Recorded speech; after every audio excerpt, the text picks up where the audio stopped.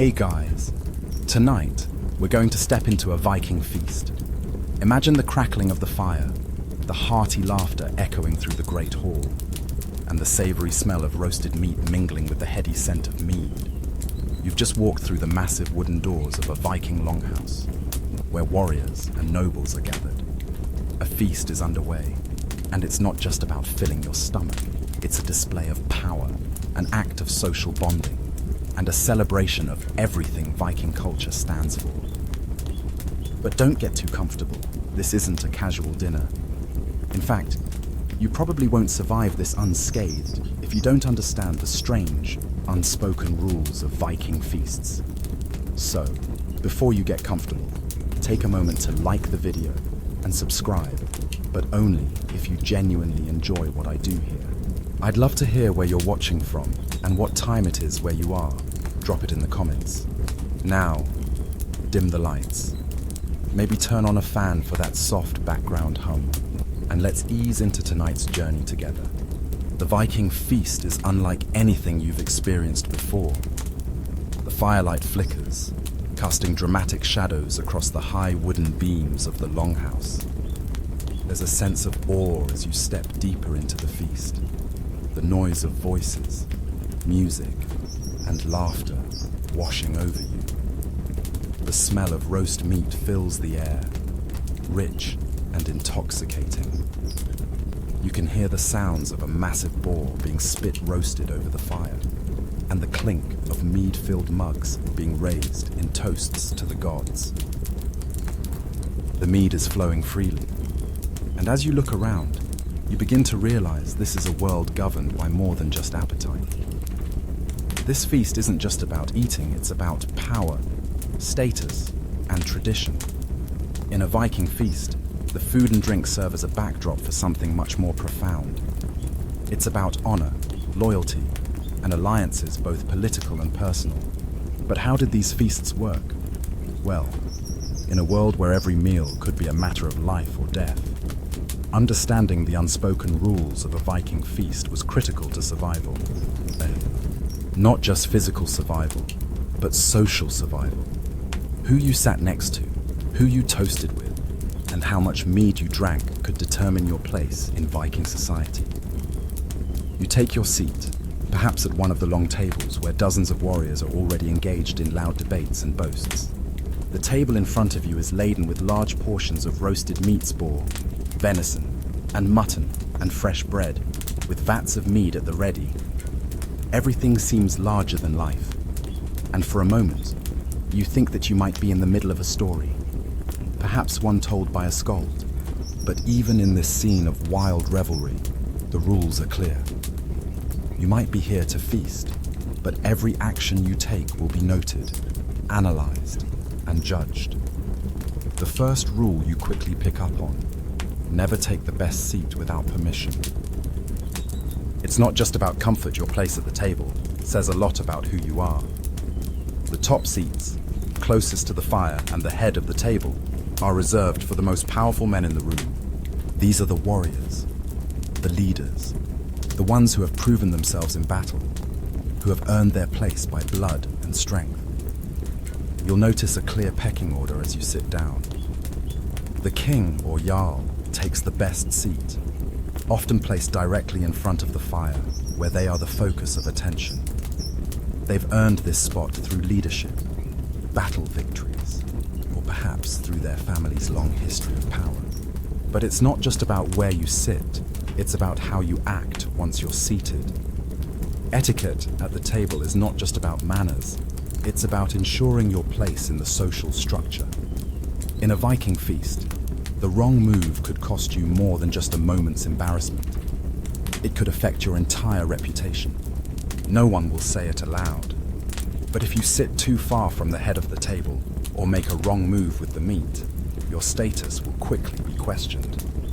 The first rule of the feast you're seating is a sign of your worth. If you're a guest, an outsider, you may find yourself seated at the end of the table, with warriors who are still eyeing you suspiciously. But the more you drink, the more you begin to feel the warmth of Viking hospitality, or at least, you try to. This hospitality, however, comes with expectations. You don't just feast, you play the game. The Vikings believed in the bond of loyalty, and your place in the feast is a microcosm of the relationships at play in society. Every toast, every bite of food, every laugh shared is an unspoken affirmation of your loyalty, or lack thereof, to the leader at the head of the table. Historians still argue whether the seating arrangements were strictly ritualistic, or whether they had a more practical basis. Was it simply a reflection of the social hierarchy?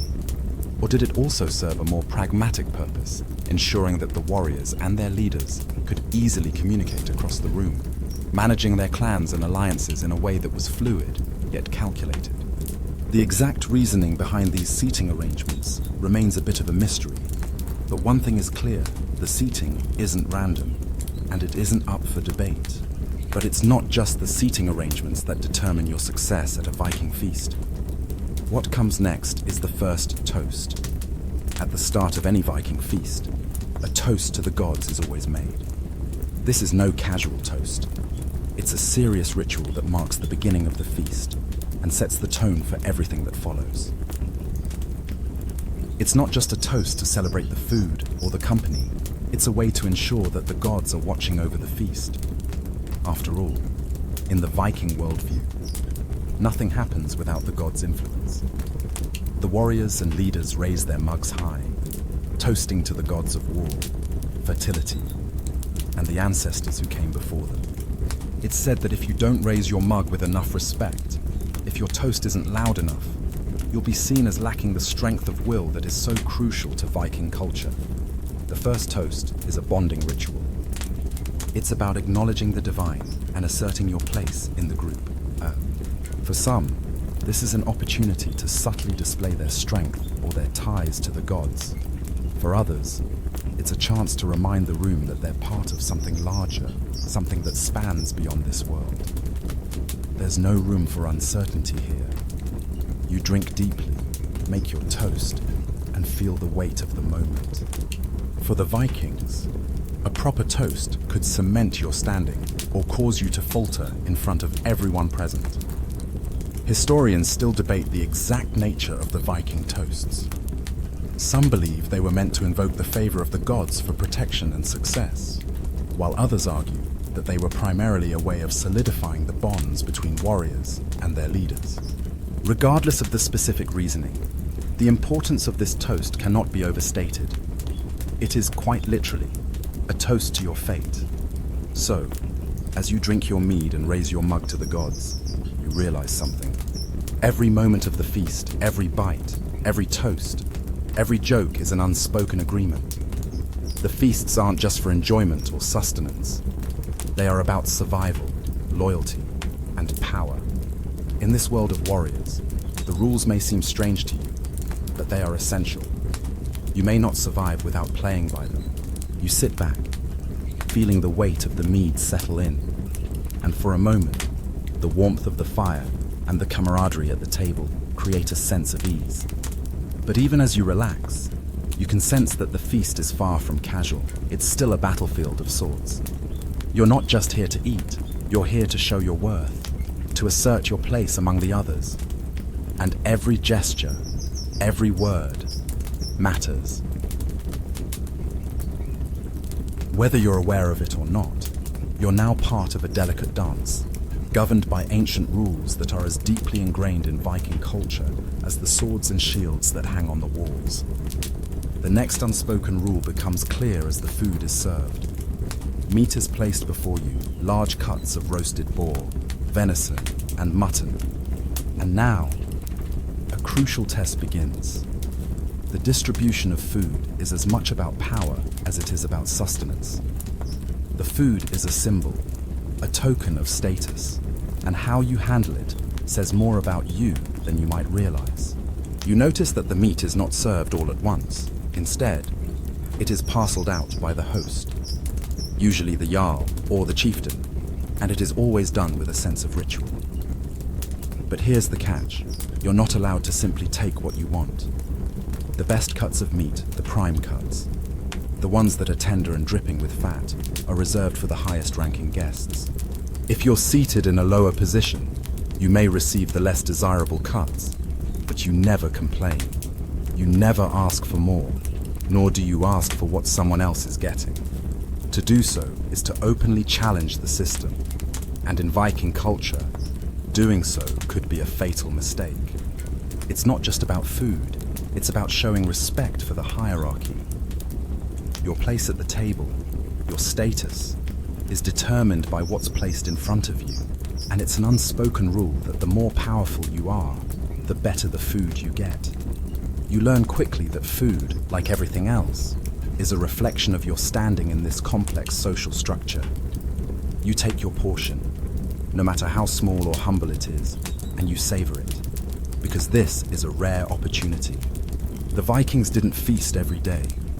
These gatherings were special, and they were often reserved for times of celebration, victories in battle, the coming of a new season, or honoring the gods. In these moments, food isn't just food. It's a symbol of strength, of honor, and of the bonds between warriors. You eat quietly, watching the interactions between the more powerful guests.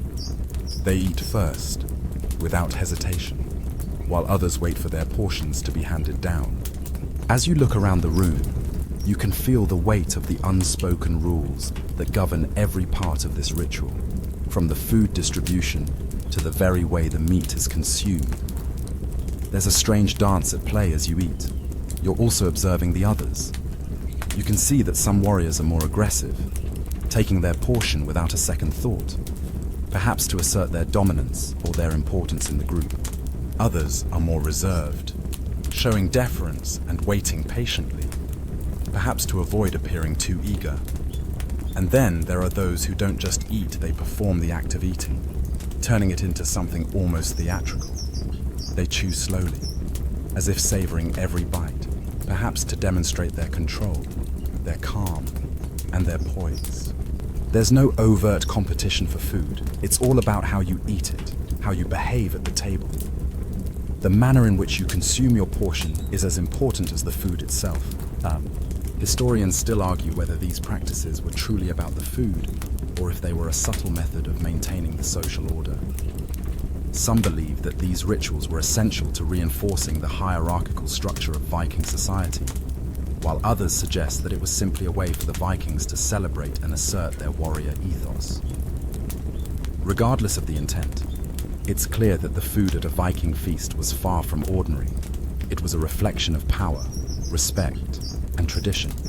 And how you handled it could shape the way you were viewed by your fellow warriors for years to come.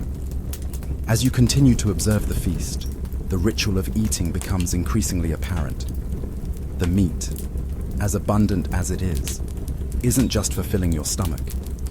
It's a symbol of survival, of loyalty, and of the warriors' unspoken promise to each other that they will fight side by side, sharing everything, including the spoils of battle.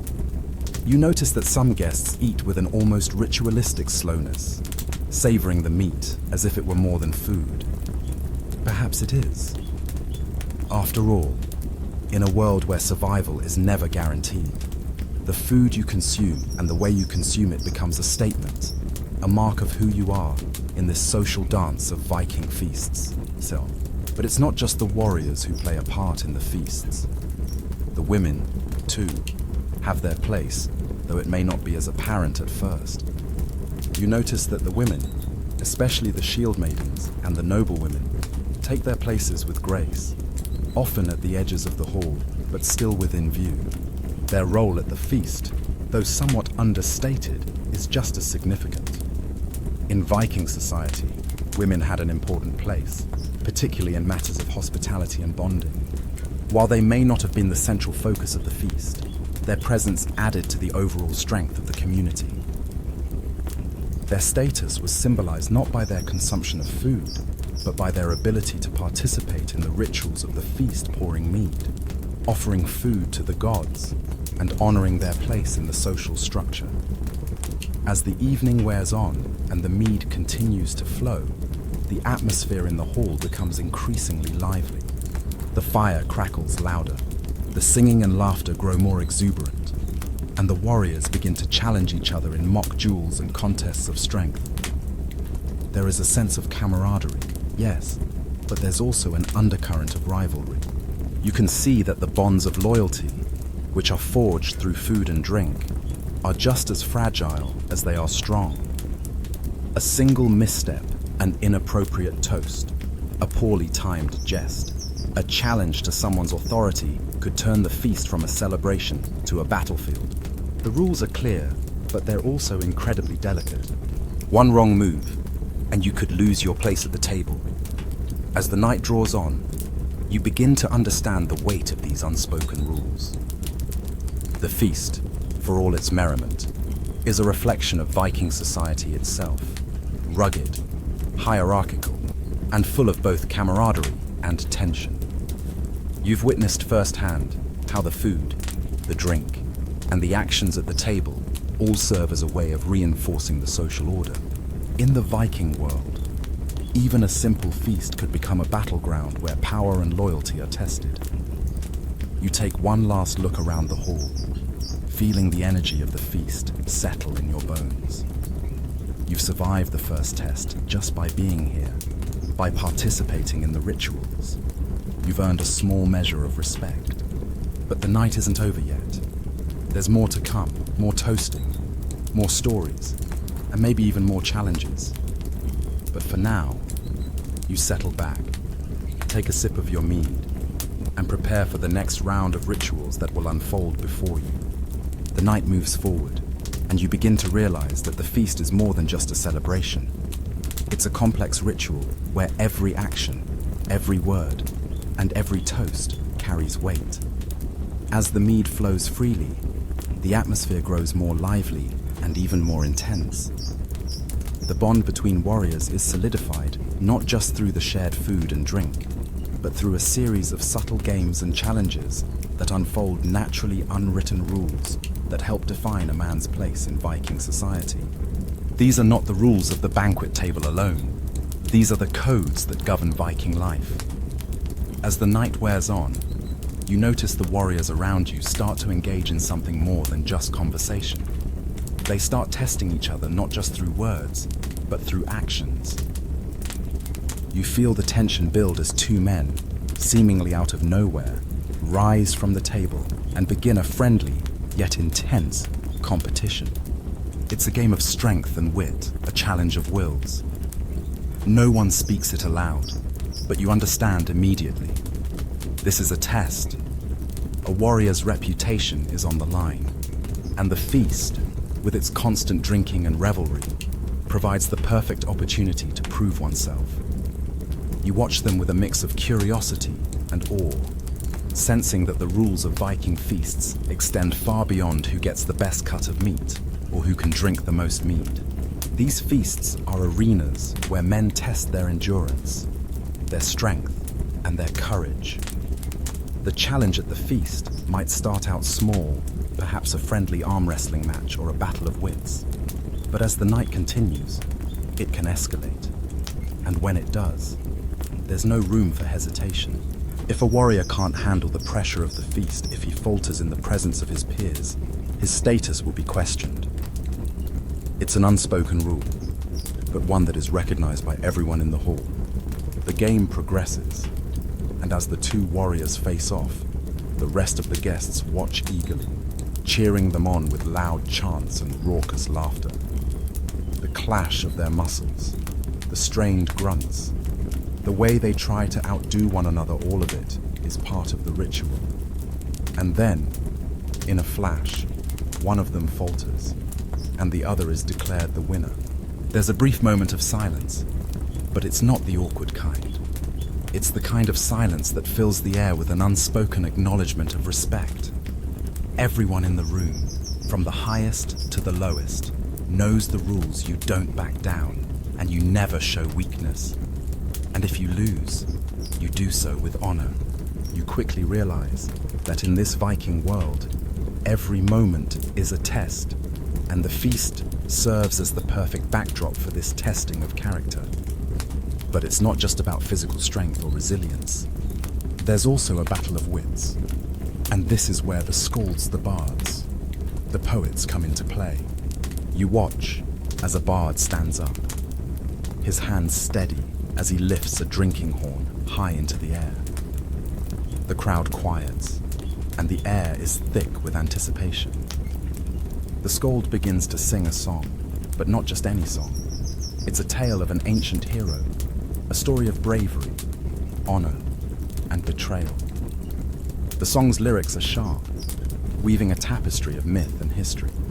As the skald sings, the other guests listen carefully, and you can feel the weight of the unspoken rules settle once more. This is a performance, but it's also a test. In Viking society, the ability to recite poetry, to tell stories, was a mark of intelligence, of wisdom, and of status. The feasts were places where not only warriors but also intellectuals, whether they be skalds, poets, or wise men, could showcase their knowledge. The ability to hold the attention of the room, to command the space with your voice, was a mark of respect. But there was more at play here than just entertainment. Every word of the skald's tale was woven into the fabric of Viking society, reinforcing the values of bravery, honor, and loyalty. These values, passed down through generations of oral tradition, formed the backbone of Viking culture, and the feasts were where they were solidified. Historians still argue whether the feasts were primarily social gatherings or whether they had a deeper, more political function. Some believe that the feasts were essential tools for Viking leaders to solidify their power, to forge alliances, and to assert their dominance. Others suggest that feasts were an integral part of Viking religion, where the gods were honored, and the line between the divine and the human was blurred. Either way, what's undeniable is the importance of these gatherings. They weren't just about eating and drinking, they were about establishing and reaffirming the very structures of Viking society. As the night continues, you begin to feel the weight of the rules around you. Every word, every action carries significance. You notice the subtle glances exchanged between the warriors, the hushed whispers, the way some seem to assert their power without saying a word. There's a rhythm to the night, and it's not just in the music, the food, or the drinking. It's in the very way everyone moves, interacts, and responds. This rhythm is not just about what is said or done, it's about how it is done. Viking feasts are as much about the unspoken codes of behavior as they are about the material aspects of the gathering. The mead continues to flow, and the night deepens. But as the revelry reaches its peak, you can't help but wonder, what happens when someone breaks the unspoken rules of the feast? What happens if you fail the tests, whether in strength, wit, or honor? There are no clear answers, no obvious repercussions. But as the evening draws to a close, the intensity of the feast begins to settle into your bones. This is a world where the difference between success and failure is often measured in the smallest moments, the fleeting glance, the subtle smile, the deft movement. And as the feast winds down, you know that this experience, this understanding of the Viking feasts, will stay with you long after you leave the hall. The challenges of the feast may be over for now, but the lessons they teach linger on. You've seen firsthand how the Viking feast isn't just a gathering for food and drink, it's a microcosm of Viking society itself, full of power dynamics, honor codes, and subtle displays of strength and intellect. In this world, you must always be aware of where you sit, who you speak to, and how you act. A feast may seem like a place of indulgence, but it's also a place where reputations are made, alliances are formed, and legacies are solidified. As the feast begins to wind down, you sense that the atmosphere is shifting. The earlier laughter, the loud toasts, and the fierce challenges of strength and wit are giving way to something quieter, more reflective. But make no mistake, just because the energy is calming doesn't mean that the social games of the Viking feast are over. No, there's another layer to this night, a deeper ritual that comes after the initial revelry. The evening has transformed into a space where subtlety and tradition rule the scene, and you begin to realize that the feasts weren't just a venue for boisterous competition. They were a place for maintaining Viking values through the quieter gestures, the things unsaid and unnoticed by most. As the last rounds of mead are served and the fires crackle low, you notice a distinct shift in the way people interact. The warriors, once laughing and boasting, are now seated in smaller, quieter groups, engaging in hushed conversations. The jokes become fewer, the boasts are replaced by deep, thoughtful dialogue, and the energy of the hall takes on a different vibe. What's happening here is part of the unspoken rules of the feast, a transition from outward performance to inward reflection. Viking feasts, after all, were never purely about eating and drinking. They were about the forging of bonds, the reaffirming of loyalty, and the constant recalibration of one's status in the group. You can now see the importance of the feasting table as a stage, a performance of sorts, where the characters of Viking society come together to engage in the ritual of status. And just as the evening started with competitive games of strength, it ends with moments of reflection and realignment. The conversations you hear now, though quieter, are just as significant as the loud challenges from earlier in the evening. The words exchanged here about ancestors, gods, and the future of Viking society carry weight, perhaps more than the initial showmanship did. And then there are the toasts, the last few that seal the night. A final toast to the gods, of course, but it's not the toast you made earlier in the evening. This one has a weight to it, a depth. You notice that the Viking leaders and warriors raise their cups slowly, deliberately, with a sense of reverence. The toast to the gods is now a quiet prayer for protection, for guidance, for strength in the coming days, for the continuation of the saga. But you're not just toasting to honor the gods, there's a deeper layer. It's a toast to the legacy of the warriors who have gone before you, the ancestors whose actions still echo in this hall. It's a quiet acknowledgement of everything that came before, everything that shaped this moment. This final toast is crucial. It's the seal of the feast. It's not just about paying respect to the divine, it's about paying respect to the warriors, the leaders, and the people who shaped Viking society. It's about solidifying your place in that long, unbroken chain. As you raise your own cup, feeling the heavy weight of tradition and responsibility, you understand this is the part of the feast where you truly realize your place, not just at the table, but in the history of this world. The bonds you forged with those around you aren't just temporary. They're the beginning of something that will last beyond this night, beyond this feast. In the eyes of those present, you've become part of the eternal cycle of Vikings, tied not just to the present, but to the past and the future. But this is not where the night ends. The energy of the feast continues to shift, and the group begins to form around the skald. As the firelight flickers and the mead flows, the storyteller stands. The bard, the keeper of Viking history, begins to weave a tale. The laughter and conversation die down, and a hushed reverence takes over the room. The skald's voice rises above the soft crackling of the fire, and the words spill forth, telling the epic story of past heroes, of gods who walked among men, and of battles fought with strength and cunning. The stories are rich with imagery and emotion, steeped in the blood and glory of Viking life.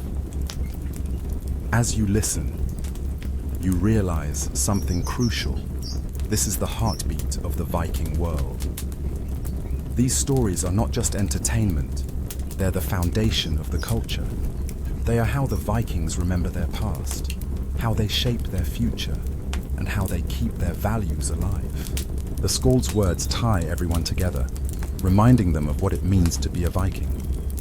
To be a Viking isn't just about strength in battle, it's about honoring the past, maintaining the bonds of loyalty, and living with purpose. These tales give the warriors around you their sense of identity, and they give you yours. In Viking society, Identity is forged not just through deeds, but through the stories that are told about those deeds. But there's something else happening in these moments. As the stories unfold, you begin to sense a shift in the power dynamics at play. The Skold's role is more than just that of a performer. The storyteller is the one who decides what is remembered, what is honored, and what is forgotten. By telling the stories of past glory, the Skold reinforces the social order. The heroes of the past, those who were brave, loyal, and victorious, are held up as ideals, and their stories are passed down over and over again. In this way, the Viking feasts aren't just about feasting. They're about reinforcing the codes of honor, loyalty, and strength that define Viking identity. As the Skold's voice grows more passionate, you realize that you, too, are a part of this living, breathing tradition. The stories aren't just about the heroes of the past. They are about you and the warriors gathered around you. The stories are shaping who you are and who you will become. It's not just about the battles you've fought or the alliances you've made. It's about how your story will be told, passed down through generations, and woven into the larger tapestry of Viking history. Historians still argue whether Viking feasts were simply a form of social bonding, or whether they had a deeper, more symbolic function. Some believe that these feasts were essential in reinforcing the warrior code, while others argue that they were political tools used to strengthen alliances. One thing is certain at the heart of every feast was the understanding that what happened around the fire, what was eaten, what was said, and what was remembered had a lasting impact. The feast was not just a place for indulgence. It was where Viking identity was forged, reaffirmed, and passed down from one generation to the next. The night draws to a close, but the sense of connection lingers. The food is gone, the mead is nearly finished, and the stories fade into silence. But the bonds formed here, the unspoken rules, the tests, and the toasts they live on. And you, now, are part of that story. Your place at the feast, your participation in the rituals, has made you part of something much larger. You leave the hall, not just as a guest at a Viking feast, but as a piece of its ongoing legacy. As you step out of the warm glow of the feasting hall into the cool night air, the weight of the evening's rituals hangs in the air. The Viking feast, with all its complexity and unspoken rules, has left its mark on you. You might have come here thinking it was all about mead, meat, and boisterous revelry, but you leave with a deeper understanding of the social fabric that binds Viking society together. The feast was never just about eating or drinking. It was a stage for power, tradition, and identity. You feel that power even now, lingering in the afterglow of the night. Outside, the stars twinkle above, the night air carrying the faint sound of music and laughter from the hall. But as you stand there, you realize that the feast was just one aspect of the Viking social structure, a structure that is as rigid and unforgiving as it is integral to their way of life. You're standing in the midst of a society where every action has meaning, where every word spoken, every oath taken, and every challenge issued is a piece of the intricate tapestry that defines what it means to be a Viking. The most striking thing about the Viking feast, however, is how it serves as a reflection of Viking values.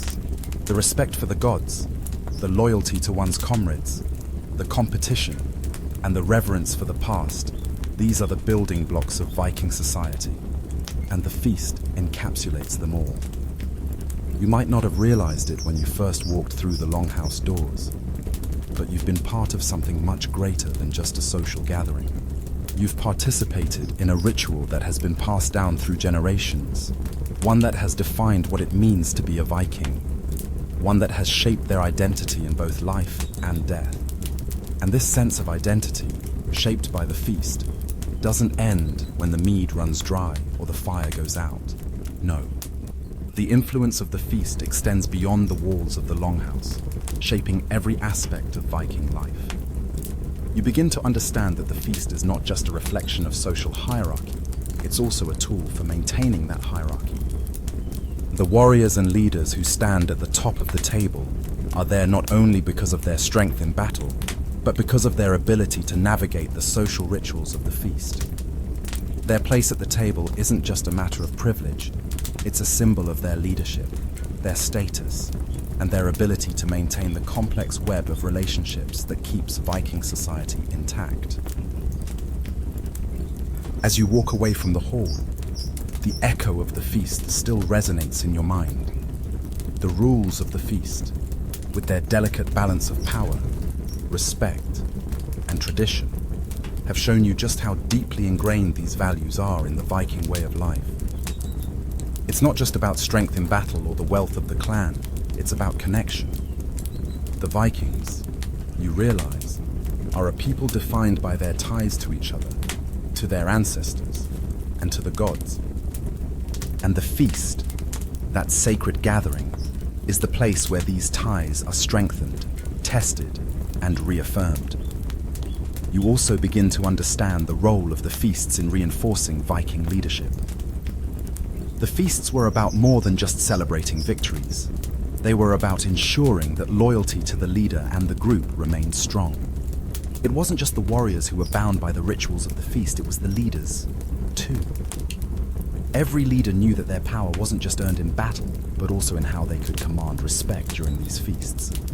The leader's ability to host a successful feast, to display generosity, to enforce the unspoken rules of the table, and to challenge the warrior's strength and loyalty was a critical component of their leadership.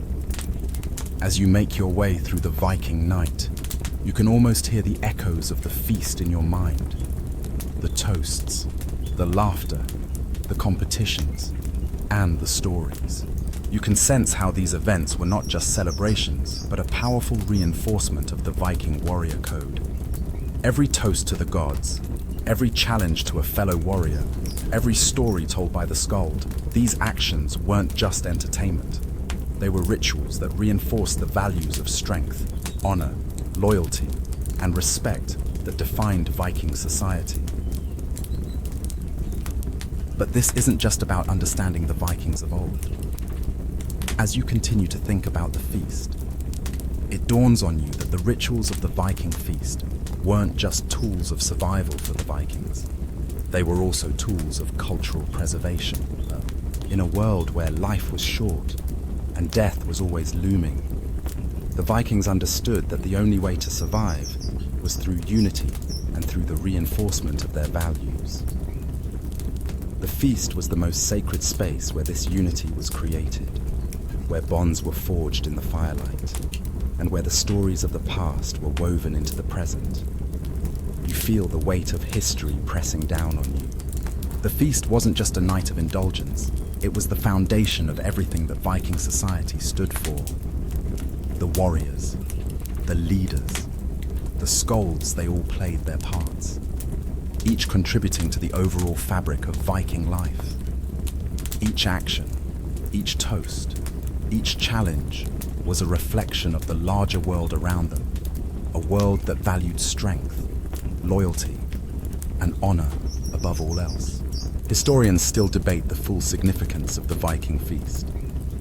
Some argue that the feasts were primarily about bonding and socializing, while others suggest that they were more about reinforcing power structures and ensuring loyalty. Whatever the true purpose of these gatherings was, what is clear is that they were much more than mere celebrations. They were critical to the survival and success of Viking culture. As you walk away from the hall, the cold air against your face feels like a gentle reminder that the world of the Vikings is still, in many ways, alive within you. The stories you've heard, the rituals you've witnessed, and the lessons you've learned will stay with you long after the last of the mead is consumed. You've been part of something something timeless. And though the feast may be over, the values and traditions of the Vikings live on, etched in the very bones of the world they once inhabited. The night deepens as you walk through the darkened Viking settlement, the faint sounds of the feast still lingering in your ears. The feasts are over, but the implications of what you've witnessed continue to echo in your mind. You've come to realize that these grand, boisterous events weren't simply about indulgence, they were deeply ritualistic, political, and cultural. This was the backbone of Viking social structure, a space where relationships were formed, power was asserted, and identities were forged. There was far more happening than just food and drink, and understanding the intricate rules of the feast helps you see how the Vikings navigated the complexities of their world. As you ponder the connection between these feasts and Viking identity, it becomes clear that the role of the gods was woven tightly into every aspect of Viking life. You don't simply honor the gods during a feast, you invite them into the hall itself, into every sip of mead and every slice of roasted meat. At first, it might seem as though the feasts were just for the living, the warriors, the bards, the leaders. But these celebrations were just as much for the gods, who were thought to share in the feast, their blessings granted through every act of ritual sacrifice and devotion.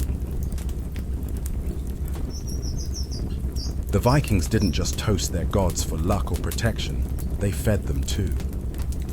You recall the moment of sacrifice earlier in the evening, when food was offered to the gods before the feasting truly began. This offering wasn't merely symbolic, it was a pact between the gods and the Vikings. Historians have long debated the importance of these rituals. Some say they were purely religious acts meant to keep the gods' favor. Others argue that they were a form of social control, reinforcing loyalty to the leader while drawing the divine into the fold. But either way, the act of sacrifice was a deep part of the feast's fabric. A boar, a lamb, or even a portion of the feast itself would be sacrificed as an offering to the gods, ensuring that their favor was upon the warriors as they embarked on raids and battles. Without that blessing, it was believed that no victory was truly secure. The feasts were thus a performance, both for the gods and for the people. By honoring the divine before partaking in the meal, the Vikings not only acknowledged their dependence on the gods, but also reaffirmed their cultural identity. You start to realize that in this world, no meal was just a meal. It was a sign of respect, of unity, and of spiritual connection. And in the Viking worldview, food wasn't just nourishment, it was power, it was fate, and it was part of an ongoing, never-ending cycle of loyalty and divine favor. But the gods weren't the only ones involved in the feast.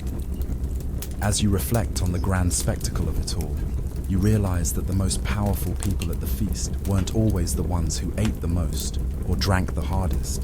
They were often the ones who wielded influence through other means. The ability to host the feast, to control the flow of mead, and to dictate the terms of loyalty and camaraderie was where the real power lay.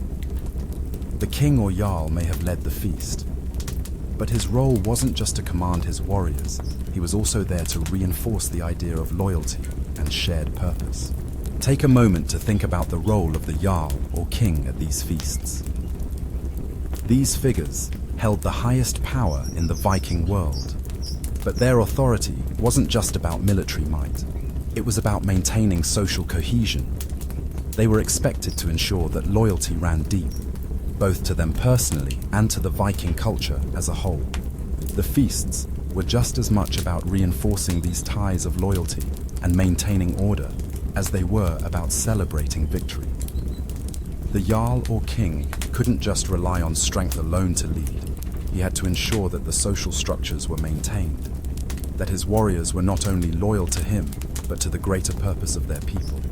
As you think about this dynamic, you begin to realize that the feasts were political events in their own right.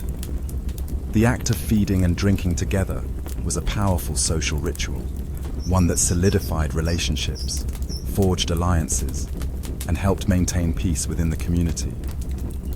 When Vikings sat together at the table, they weren't just sharing a meal, they were sharing a bond that transcended the individual. It was a bond of loyalty, of shared identity, and, above all, of shared history. The stories told around the fire, the toasts raised to the gods, and the sacrifices made were all ways of reinforcing the social order.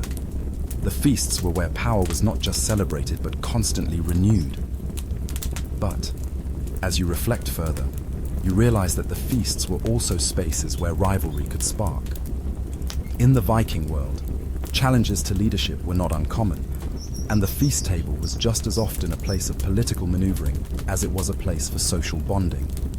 Even as the Jarl or king asserted his power, there were always those who would test him, those who would attempt to secure a higher place at the table, either through strength, influence, or cleverness. These feasts weren't just places where allies were made. They were places where enemies were discovered, where power struggles unfolded beneath the surface. This hidden tension was part of the feast's energy.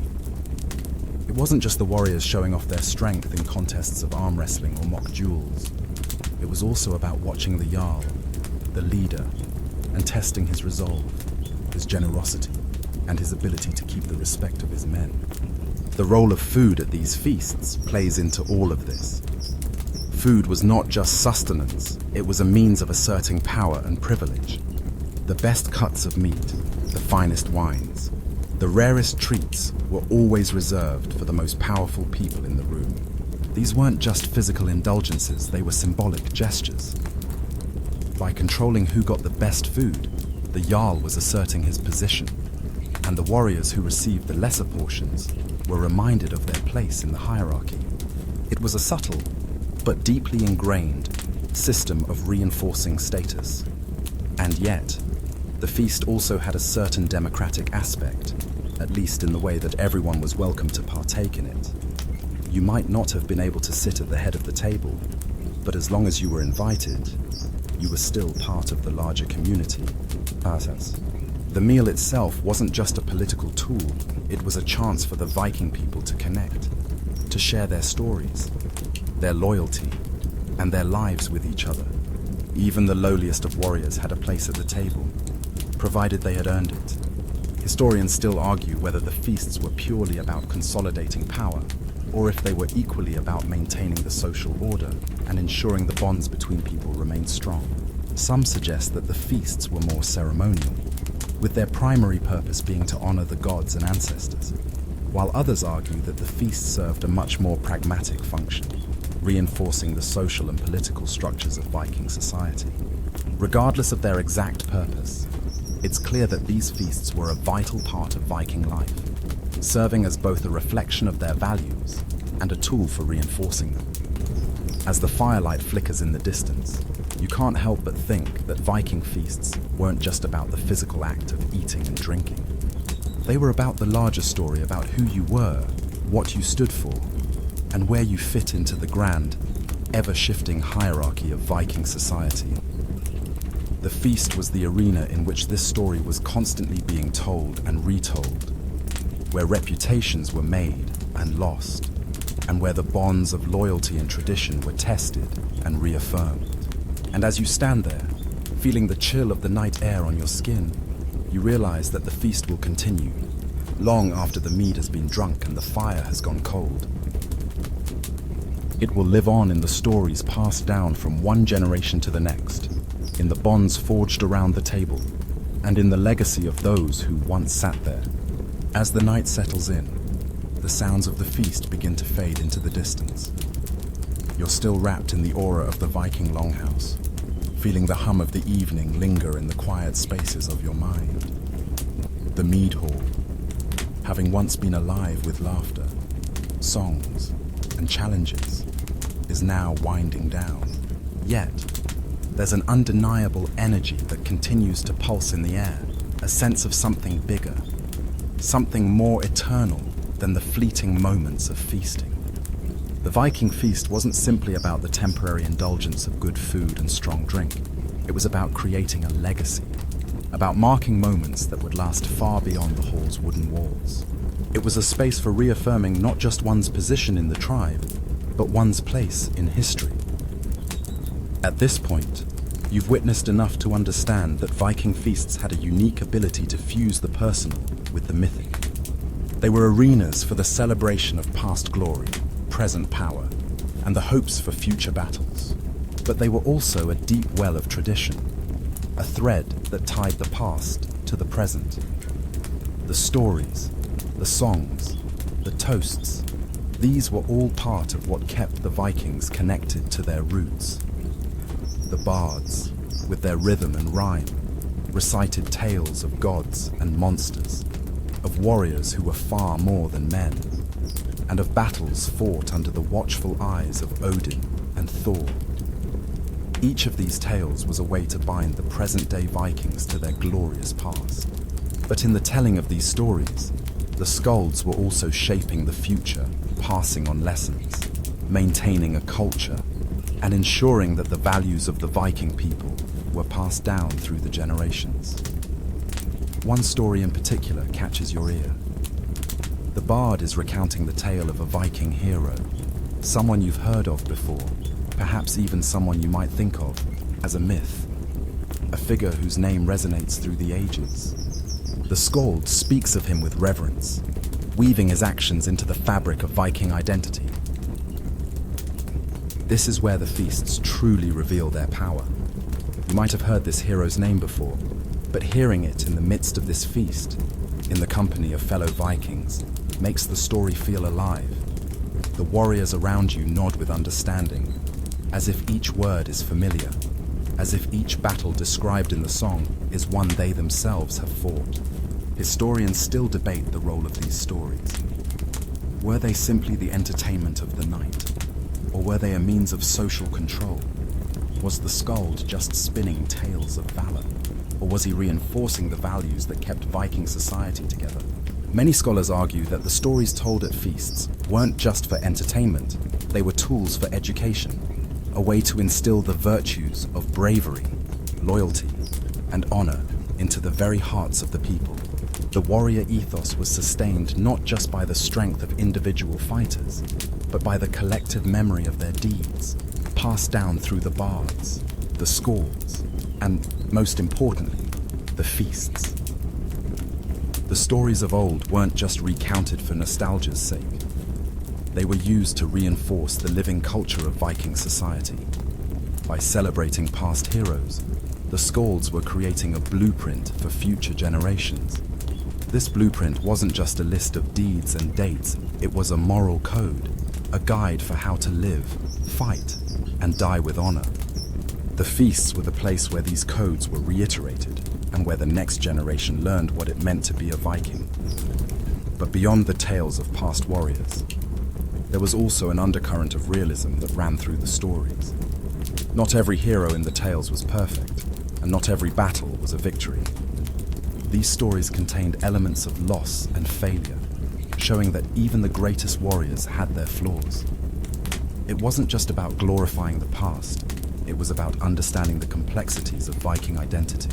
The feast served as a place to both celebrate victories and acknowledge the struggles that had shaped the Viking spirit. As you sit in the hall, you can sense the weight of these traditions pressing down on you. The Viking feast isn't just an evening of indulgence, it's a place where you are steeped in history. The walls, the firelight, the music, and the laughter all combine to weave a shared narrative that extends far beyond the present moment. These stories aren't just told to pass the time, they're told to shape your understanding of who you are, where you've come from, and where you're headed. You're part of something much bigger than the feast itself. You're part of a lineage, a tradition that stretches back through centuries. And yet, even as you realize the profound weight of these stories, there's something deeply human about the Viking feast.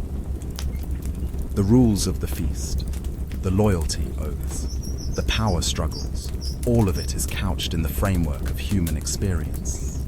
The Vikings may have lived in a world that seems foreign and brutal to us, but in the feast hall, they were still human beings, flesh and blood, like you. They fought for survival, for power, and for honor, but they also laughed, loved, and celebrated.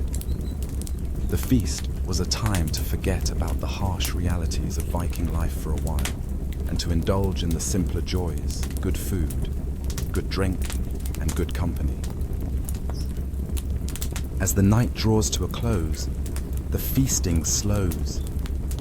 The songs grow quieter, the toasts less frequent. You feel the weight of the evening pressing down on you, but not in a way that's suffocating. It's a weight that comes from belonging, from being part of something larger than yourself. You've participated in something that has been passed down through generations of Vikings. It's not just about the food, the drink, or the games. It's about the bonds that are created in that hall, the shared experiences that tie you to a community. And as you leave the hall, the last echoes of the stories and songs still linger in your mind. You realize that this isn't the end of the Viking feast, it's just the beginning. The feast may be over, but its impact lingers. It's not just a night of indulgence, it's a shaping force, a testament to the values and traditions that have lived on long after the firelight fades. The Viking feast, in all its complexity, is a reminder that identity is forged in the most unlikely of places, and that the bonds we share with others can transcend time and space. As you step outside the longhouse, the cool night air of the Viking landscape feels like a gentle reminder that the feast, while seemingly extravagant and full of life, is just one chapter in the much larger story of Viking society. You realize that the feast isn't just a solitary event, it is a crucial part of a broader cultural rhythm, intertwined with the day-to-day lives of the Vikings. The grand hall, the firelight, the music, and the mead are all symbols of something deeper, something more sustained: the relentless drive to survive, thrive, and assert one's place in a world that values strength, loyalty, and honor above all else. In the quiet of the night, you can't help but feel the resonance of this society's values as they echo through the darkened forest. The power of Viking feasts extends beyond the immediate revelry. It's a rhythm that defines their approach to life.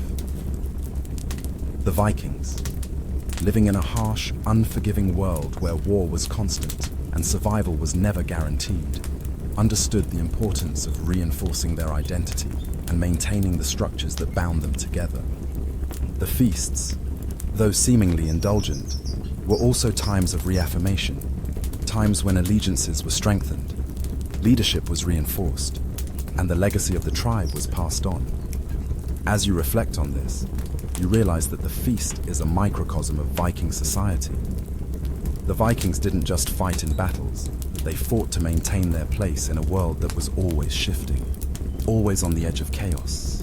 The feast was their moment to pause and remind themselves, and each other, of their place in the larger narrative. It wasn't just about eating, it was about making sure that the values that defined them, honor, loyalty, bravery, remained strong. Every aspect of the feast, from the seating arrangements to the storytelling, reinforced this social structure. It was a reminder that, while war and conflict might define the Vikings' external world, their internal world was governed by the bonds they created in those very feasts. It's fascinating to realize just how much of the Viking experience was embedded in their communal gatherings.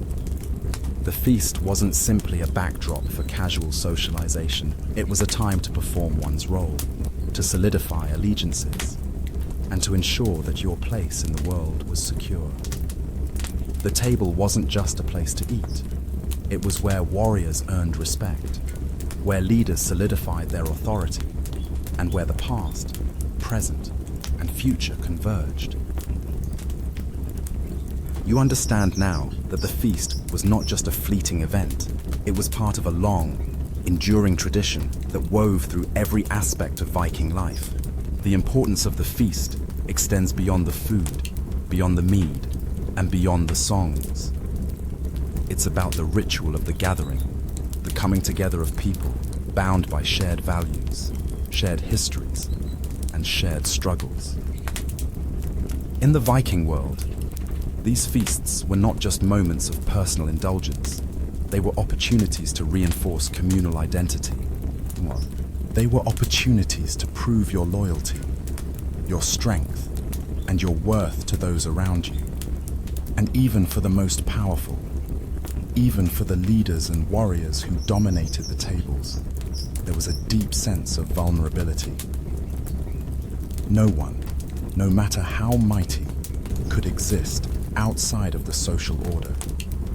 The feasts were a reminder that even the most exalted had to play their part in the rituals of their people.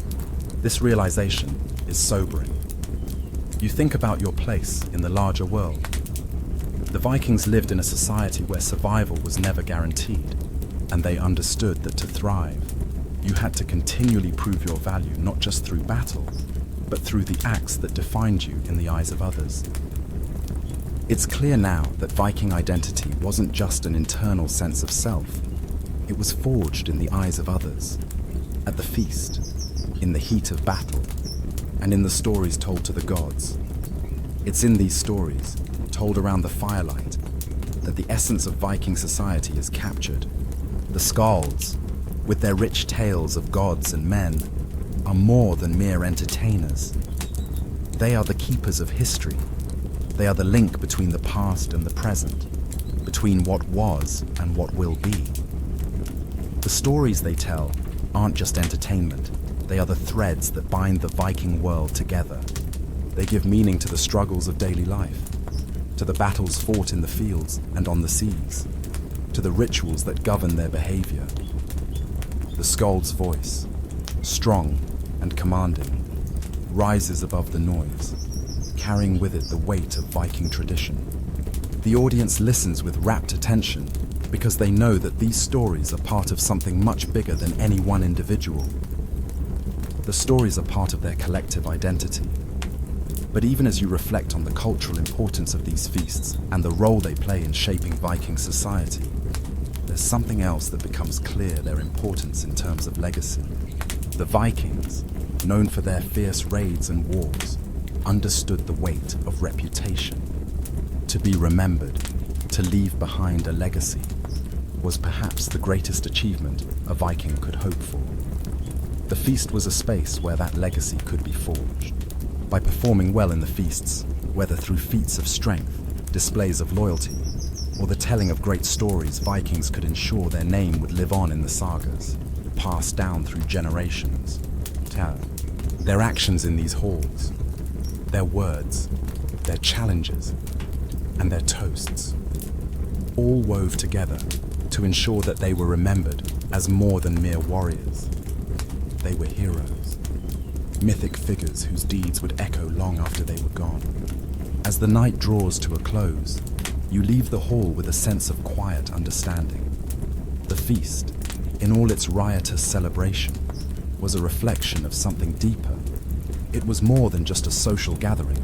It was a critical space for the construction of identity, for the reaffirmation of bonds, and for the creation of legends.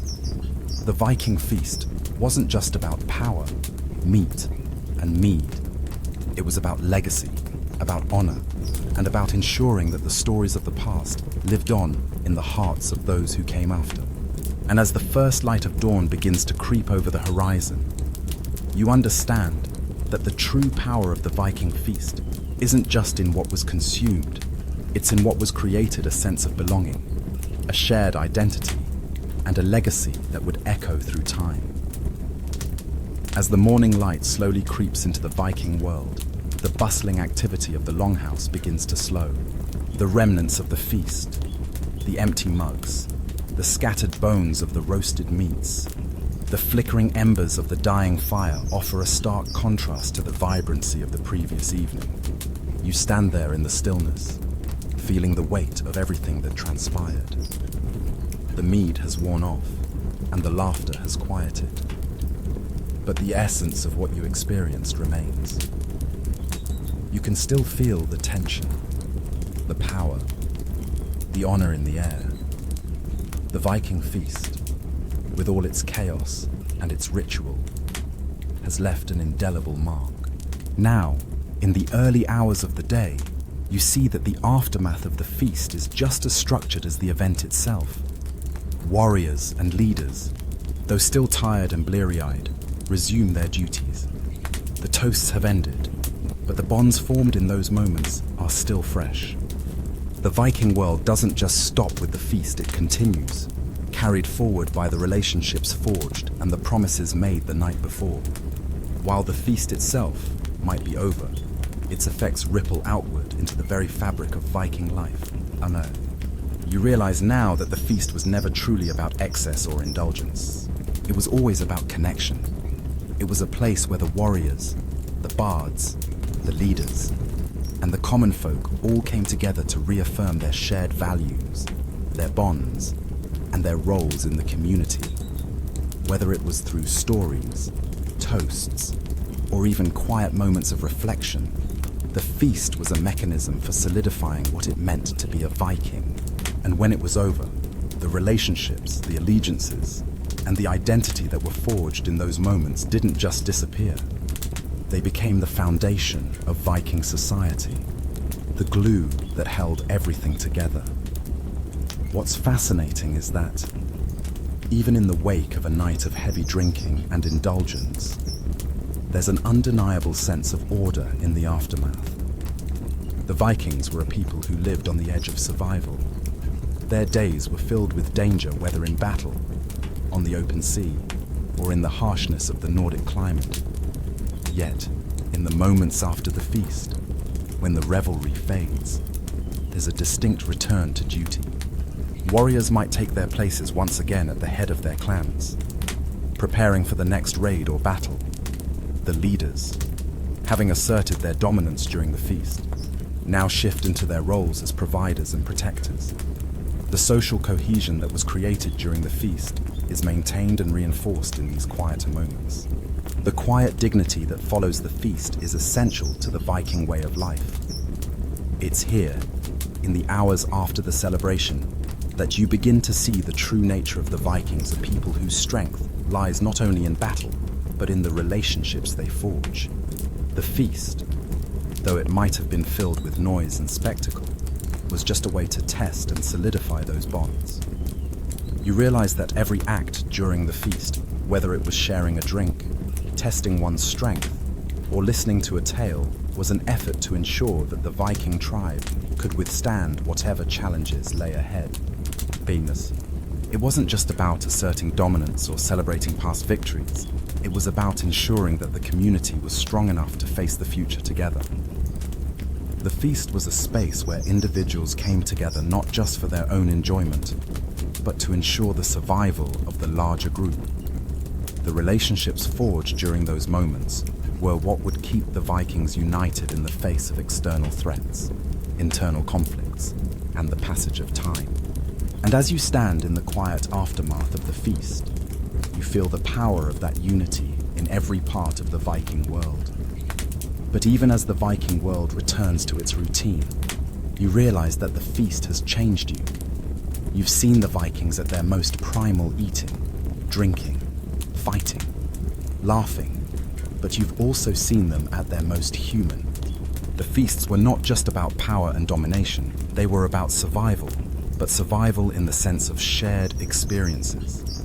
It's not just about eating together, it's about creating a community, about forging bonds that will last through every trial and every storm. You understand now that the Viking feasts, with all their complexity, were more than just entertainment or rituals. They were about forging the very fabric of Viking society. In a world where the line between life and death was often so thin, these feasts offered something that was, perhaps, even more crucial than food or drink. They offered connection. It was the chance to reassure each other of loyalty, to laugh together, and to reaffirm one's place in a world constantly under threat. The feasts may have been loud, chaotic, and full of tension, but they were also a moment of respite, a brief pause in the battle for survival, where the strength of the community was reaffirmed. Historians still debate how the feasts functioned within Viking society. Were they truly a moment of divine connection? where the gods were honored above all else? Or were they a more pragmatic tool, designed to maintain power and reinforce loyalty within the tribe? Some believe that the feasts were about both an offering to the gods and a reinforcement of societal structures. So, regardless of their true purpose, what is undeniable is their importance. The feasts were a time for connection, for honor, and for survival. And through them, the Vikings built a world that was as much about bonds as it was about battles. As the day begins to break, you walk away from the Viking longhouse, carrying with you the memory of the feast. You've witnessed something that goes beyond the surface level of indulgence and celebration. You've seen the deep ties that bind people together, the rules that govern their behavior, and the traditions that sustain their society. In the Viking feast, you've witnessed the pulse of a culture that lived on its own terms, where strength, loyalty, and honor were the currency that kept the world turning. You know now that the feast wasn't just about the mead or the meat. It was about something much more profound, the creation and the preservation of identity. The early morning light, soft and pale, cuts through the trees as you walk away from the longhouse. The remnants of the feast still linger in your mind, but you begin to realize that there's much more to the Viking feasts than what can be seen on the surface. The feasts you've witnessed were not merely a means of indulgence. They were spaces where the very identity of the Viking people was constructed, celebrated, and reaffirmed. The feast itself was not just a singular event, but a reflection of the broader cultural and societal values that defined the Viking world. As you move away from the hall, those values stay with you, etched into your understanding of Viking life. You feel the deep reverberations of the community you've just witnessed, a group of people whose lives are shaped not just by battle or survival, but by ritual and shared experience. It's clear that the feast was more than a social gathering. It was a critical component in the maintenance of the Viking social order, a place where power was displayed, alliances were forged, and reputations were both made and solidified. As you reflect on the hierarchy of the feast, you see that every aspect of it was an exercise in asserting one's place in the world. The leaders, the warriors, the bards, and even the lowliest of guests had their roles to play. The seating arrangements, the toasts, the contests of strength, everything was tied to the social dynamics that governed Viking life. The feast was not merely about the consumption of food and drink. It was about consuming identity, power, and respect. It strikes you that for the Vikings, survival wasn't just about physical strength, but about the bonds formed around the table. These feasts were a space where individual actions could have long-lasting consequences, where the smallest gesture, an insult, a challenge, a toast could alter the course of a warrior's life. These gatherings were much more than an opportunity to indulge in food. They were moments of connection, conflict, and reaffirmation. As you walk deeper into the woods, your mind still turning over the significance of what you've experienced, you understand that these feasts were a crucial social function. Yes, they celebrated victories and provided an escape from the harsh realities of Viking life, but they also served a much greater purpose. They were about remembrance.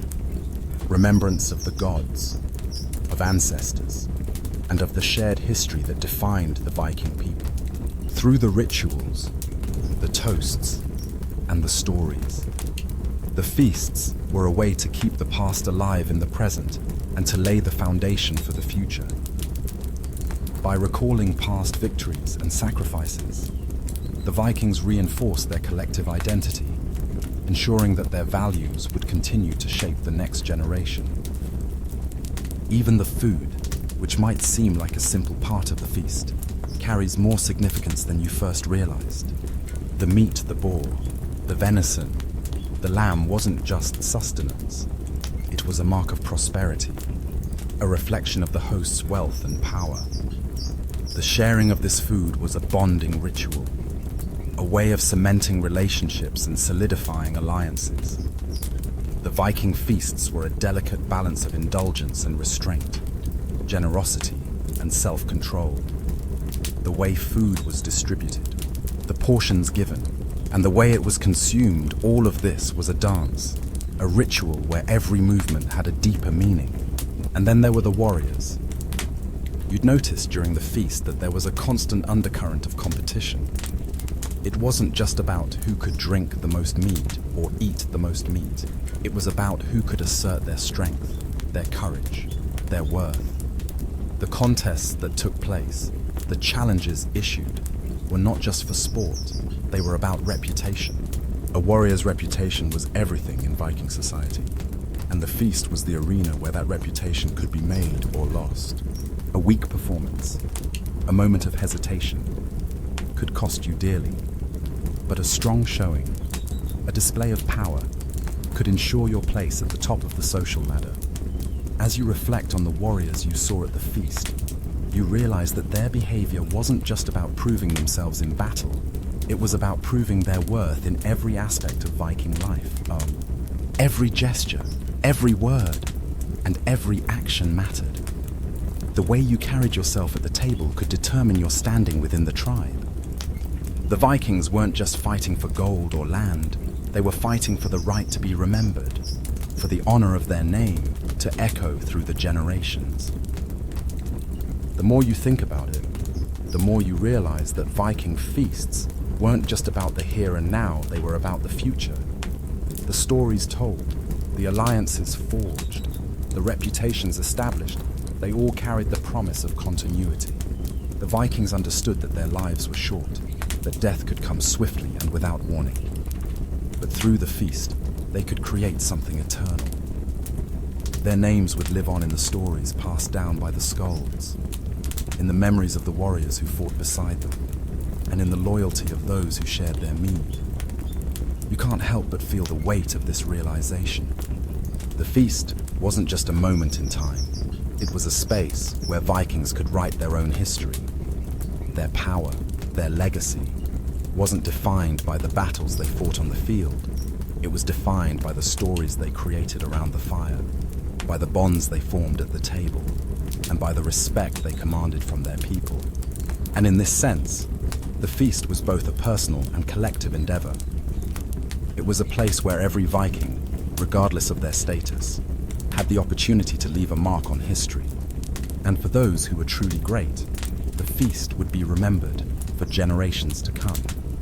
Historians still argue about the exact role of these feasts in Viking society.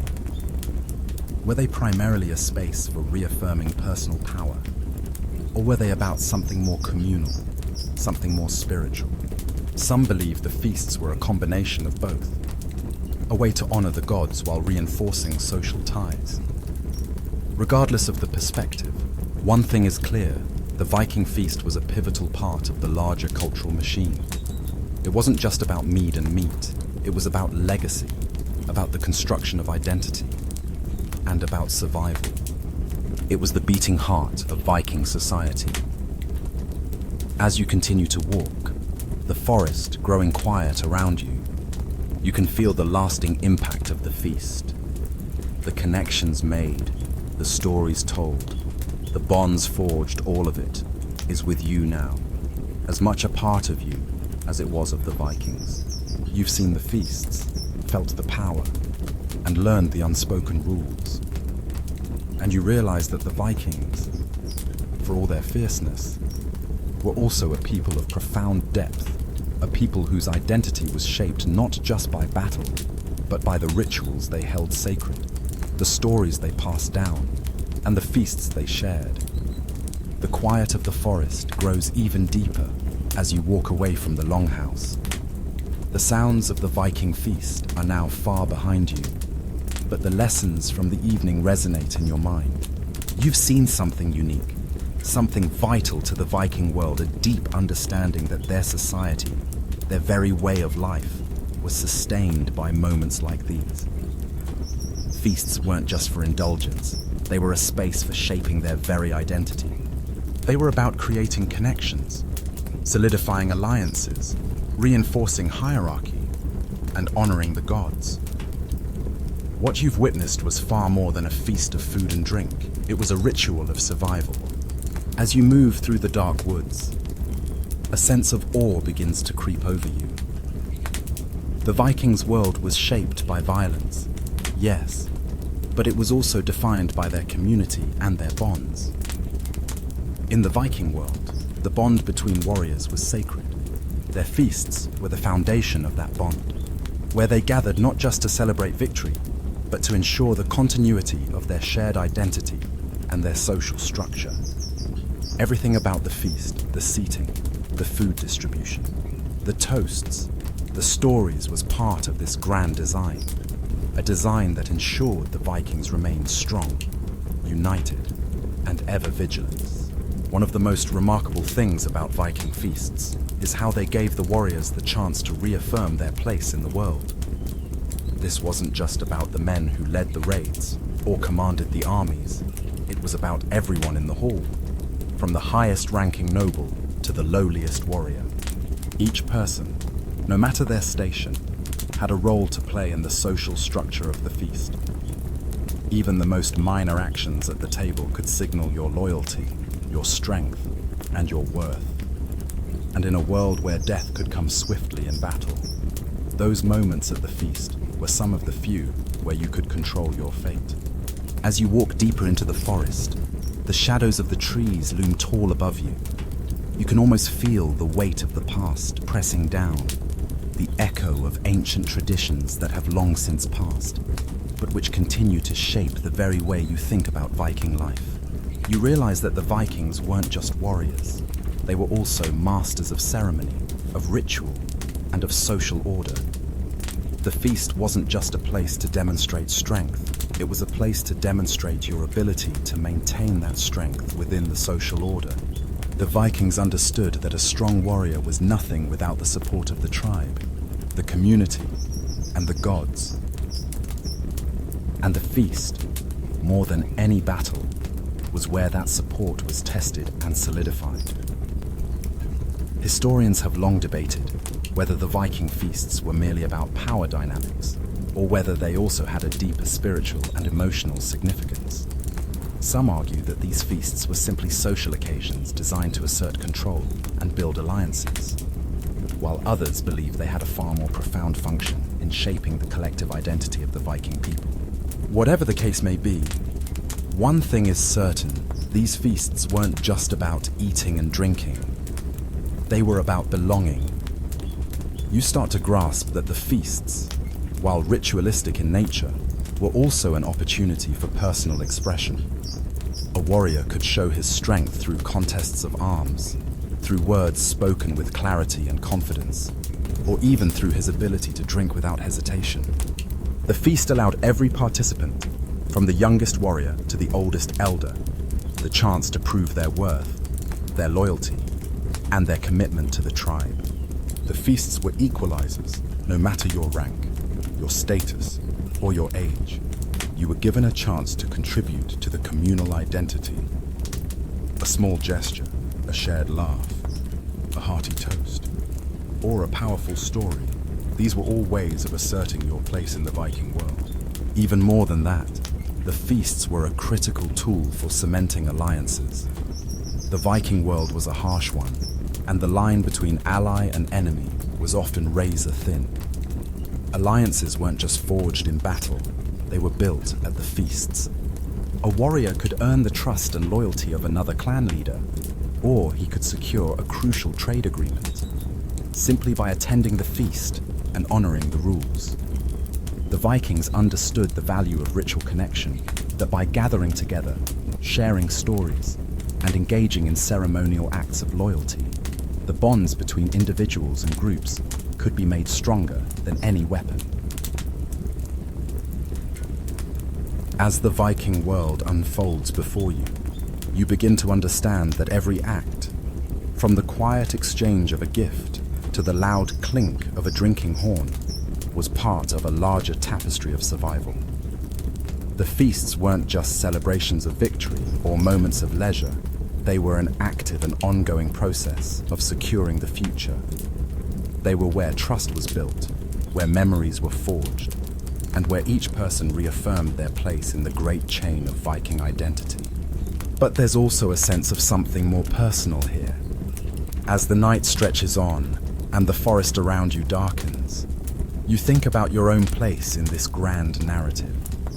Perhaps you came to the feast seeking to be entertained, to experience a glimpse of a world far removed from your own. But now, having witnessed the intricate, layered nature of the Viking feast, you see it for what it truly was, a profound expression of community.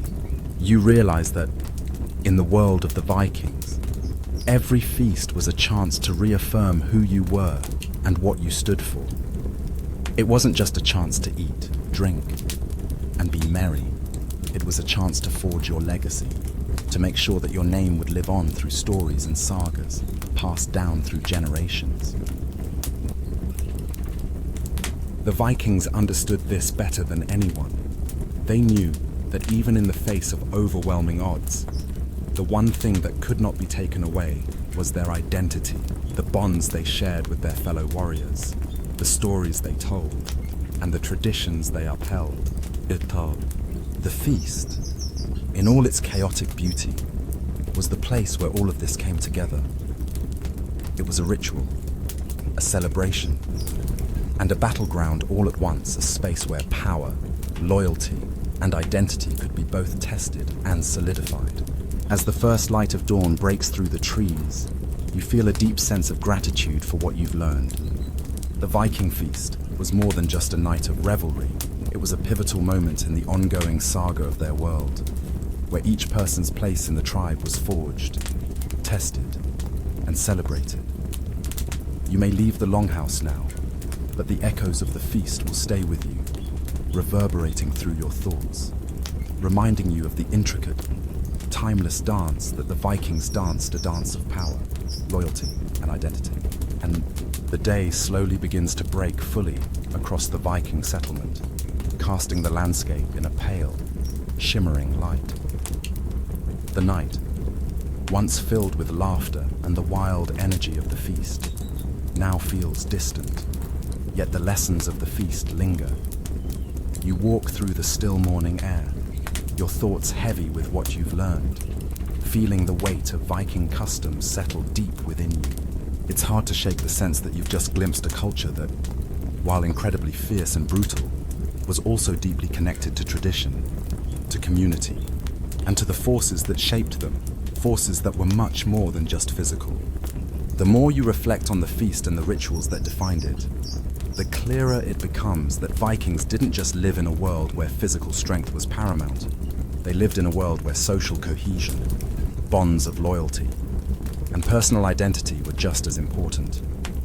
The feasts were arenas where these aspects of Viking life were tested, displayed, and solidified. The meat, the mead, the challenges, all of it was about more than just survival.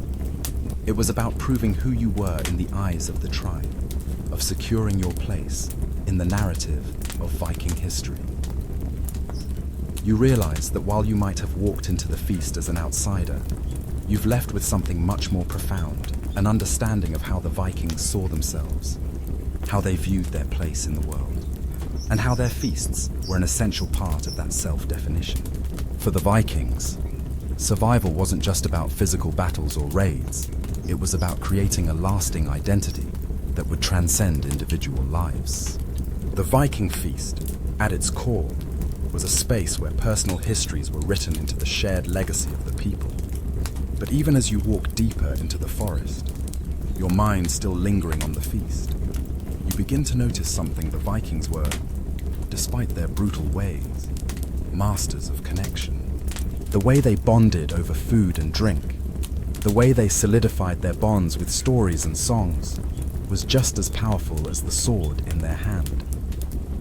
It was a deep, unspoken understanding that the true strength of Viking society lay not just in their ability to fight, but in their ability to come together, to reaffirm their shared identity, and to tell stories that would outlast them all. The feast wasn't just an act of consumption, it was an act of cultural creation. In the Vikings' world, every aspect of their lives, from their daily tasks to their greatest celebrations, was shaped by the rules of this social fabric. Every challenge, every toast, every contest of strength and wit was a step in ensuring that their identities remained intact, that their place in the world would never be forgotten. This wasn't just about establishing the greatness of the Vikings. In the moment, it was about ensuring that their greatness lived on in the memory of the future, passed down through generations by bards and skalds, recounted in songs and sagas that would echo across centuries. As you move further through the forest, you also begin to understand the importance of memory in the Viking world. The feast wasn't just about enjoying the present, it was about ensuring that the present would be remembered. The Vikings were a people who understood that to truly live on, one had to leave something behind, whether it was through stories, alliances, or acts of valor. The feast allowed them to do this. It was in the telling of stories, in the honoring of ancestors, in the toasts to gods long gone, that the Vikings cemented their immortality. Their stories would live on because they made sure they were heard, felt, and celebrated in the moments that mattered most. The act of memory, of ensuring that history was not just recorded, but lived, became central to their feasts. The Vikings weren't just looking forward to the next battle or the next raid. They were thinking about how they would be remembered by those who would follow them. Every feast, every tale told, and every song sung was an effort to immortalize their way of life. It was through these moments that the legacy of the Vikings endured, not through the weapons they wielded, but through the connections they forged, the honor they upheld, and the stories they shared. But there is something else that becomes evident as you walk away from the longhouse, the echoes of the feast fading with each step. It's clear that Viking society wasn't just held together by power or tradition, it was held together by the constant, ongoing act of reaffirming that power and that tradition. The feast was a ritual, yes, but it wasn't a one-off event. It was an ongoing process. The very fact that the feasts were repeated over and over again, with new faces and new warriors constantly joining the ranks, shows how integral the cycle was to Viking identity. These feasts were not isolated occasions. They were part of a constant reaffirmation of the Viking way of life, a continual process of memory, identity, and loyalty. The more you think about it, the more you realize that the Viking world was built on rituals. Rituals that turned fleeting moments into lasting legacies. Whether it was the way food was distributed, the toasts that were made, or the challenges that were set, everything had a deeper meaning. And it wasn't just for the warriors or the leaders, it was for everyone. Each person who sat at the feast had a role to play in the larger drama of Viking survival. Whether they were telling stories, offering sacrifices, or simply sharing food, they were contributing to the memory of what it meant to be a Viking. The feasts, you realize, weren't just about asserting strength, they were about ensuring that strength lasted. The Vikings weren't simply warriors, they were the creators of a story that would echo through time. Their identity wasn't just something they held within themselves, it was something they shared, celebrated, and passed down. Every feast, every toast, every challenge was a chapter in that ongoing saga. And as you walk away from the longhouse, you understand that the story of the Vikings, like their feasts, is far from over. Their legacy is still being written through the tales told, the connections made, and the identities forged in the firelight. The deeper you move into the Viking world, the more you realize that these feasts were not just important for the moment, but for the fabric of Viking identity itself. The connection you feel with the Vikings, even as an outsider, becomes palpable. Their feasts weren't mere celebrations, they were rites of passage, ceremonial moments when the community redefined itself and prepared for what lay ahead. There's something almost sacred about the process. Each feast, each ritual, was a reaffirmation of the tribe's purpose, its values, and its unyielding need to survive and conquer. You think about the role the feast plays in sustaining the very soul of Viking society. The Vikings lived in a world that was dangerous, where every season brought new trials and where the sword often determined fate. But it was in the hall, gathered around the firelight, sharing stories and toasts, that the Vikings took the time to build something intangible. These feasts, you realize, were about more than just food and drink. They were about cultivating strength through connection, loyalty through shared experience, and legacy through communal storytelling. As you reflect on this, the idea of bonding takes on new significance. Vikings didn't just bond over battles, they bonded over meals, over rituals, and over the shared experience of being alive in a world that required strength, resilience, and faith. In that respect, the Viking feasts were not so different from any other deep-seated tradition of community. What made theirs unique was the ever-present tension between the harshness of their environment and the warmth they created through these social rituals. The feasts were a space of sanctuary, even if only temporary, from the battles, the raids, and the dangers they faced daily. For the Vikings, community wasn't just something to be taken for granted. It was a continual creation, an ongoing process that required reaffirmation at every opportunity. They understood that the social ties they formed in the Longhouse were just as vital to their survival as their strength in battle.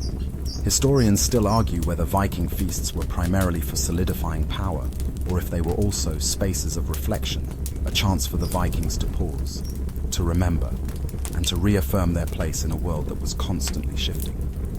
Some suggest that these feasts had a political function, reinforcing loyalty among warriors and ensuring that leaders could maintain control over their tribe. Others, however, argue that they were as much about reflection and continuity as they were about power dynamics. The presence of gods at the feast, the offering of food, and the emphasis on storytelling all point to the fact that feasts were an essential part of the spiritual and cultural fabric of Viking life. It wasn't just about what was done in the heat of battle, it was about how you remembered it, how you framed your place in the grand story of your people. One of the more fascinating aspects of Viking feasts, as you've observed, is how they provided a platform for future action. These gatherings weren't just about past glories, they were about preparing for what came next. The social rituals, the contests, the sharing of food, these weren't only a reflection of who the Vikings were at the moment, they were about who they would become. The feasts were a space where future battles were plotted, where alliances were formed, and where strategies for survival were put into motion. You can see how, in such a world, the feast wasn't just an event, it was a practice that shaped the future. You understand now that the feast, in all its indulgence and ritual, was a place where future actions were forged. The Vikings knew that the past was important, but the present and future were just as critical. They didn't just sit at the table to enjoy a meal. They sat there to create something that would last beyond their own lifetimes. The alliances formed at the feast weren't just about surviving the night. They were about surviving the coming months, years, and generations. The Vikings weren't simply living for today. They were crafting their legacy, ensuring that their names would be remembered in the sagas for centuries to come. As the morning light breaks fully over the settlement, you realize that the Viking feast isn't just a historical curiosity. It's a microcosm of what makes their culture so enduring. In a world filled with uncertainty, with constant threats of war, famine, and death, the Vikings turned to their feasts to remind themselves of what they stood for. It was there, in the mead hall, that they forged the resilience they would need to face the world outside. It was there that they came together, not just to eat, but to ensure that they would survive and thrive in the face of whatever came their way. The lessons from the Viking feast are clear. It's not about the food, it's about the bonds created around the table. It's about the stories told and retold. It's about the warriors who, despite the violence and brutality of their world, took the time to connect, to remember, and to reaffirm their shared identity. And as you stand in the quiet morning light, reflecting on the journey you've just taken, you feel the weight of those lessons settle deeply within you. The feasts of the Vikings weren't just about power. They were about belonging, about identity, and about survival in a world that was always on the edge of chaos. The legacy of the Viking feasts, you realize, isn't just in the past, it's alive, echoing through every shared meal, every bond of loyalty, and every tradition that continues to tie communities together, even in the present day. It's a reminder that survival, whether in Viking times or today, isn't just about fighting. It's about coming together, remembering who we are, and ensuring that we never forget the power of unity. As the quiet of the morning lingers and the world around you starts to stir with the activity of the day, you realize that the Viking feast has left more than just memories behind. It's left a deeper understanding of what made Viking culture not only thrive, but endure for centuries.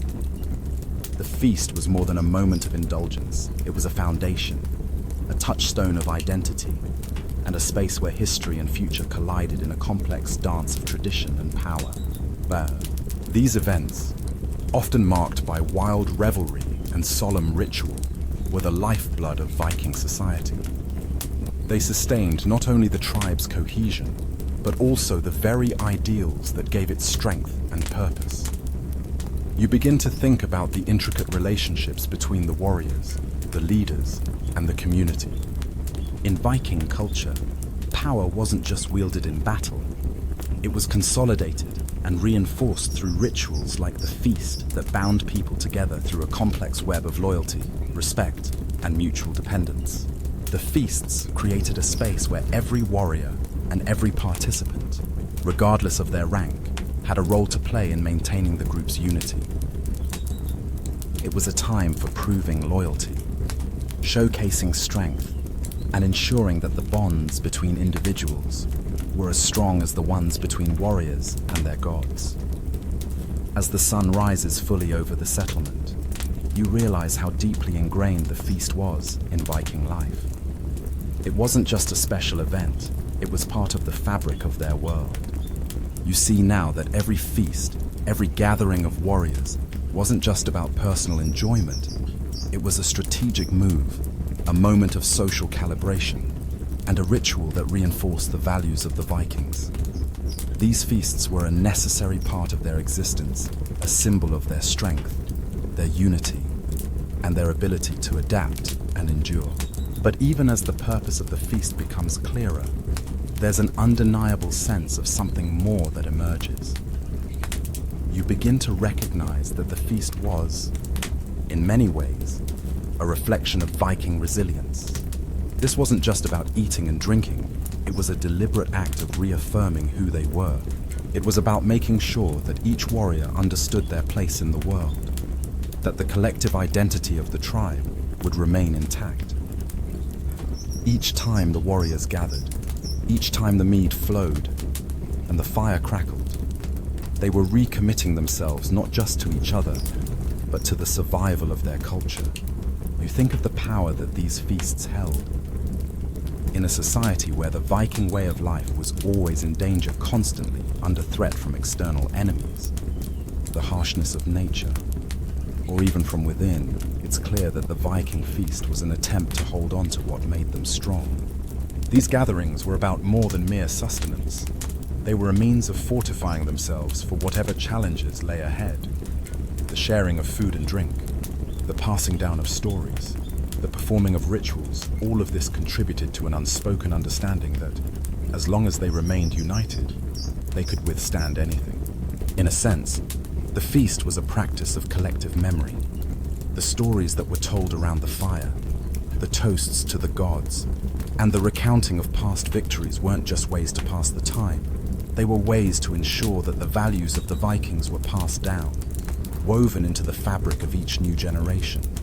The Vikings were a people who understood the importance of remembrance. They knew that to survive, they couldn't just remember the past, they had to keep it alive.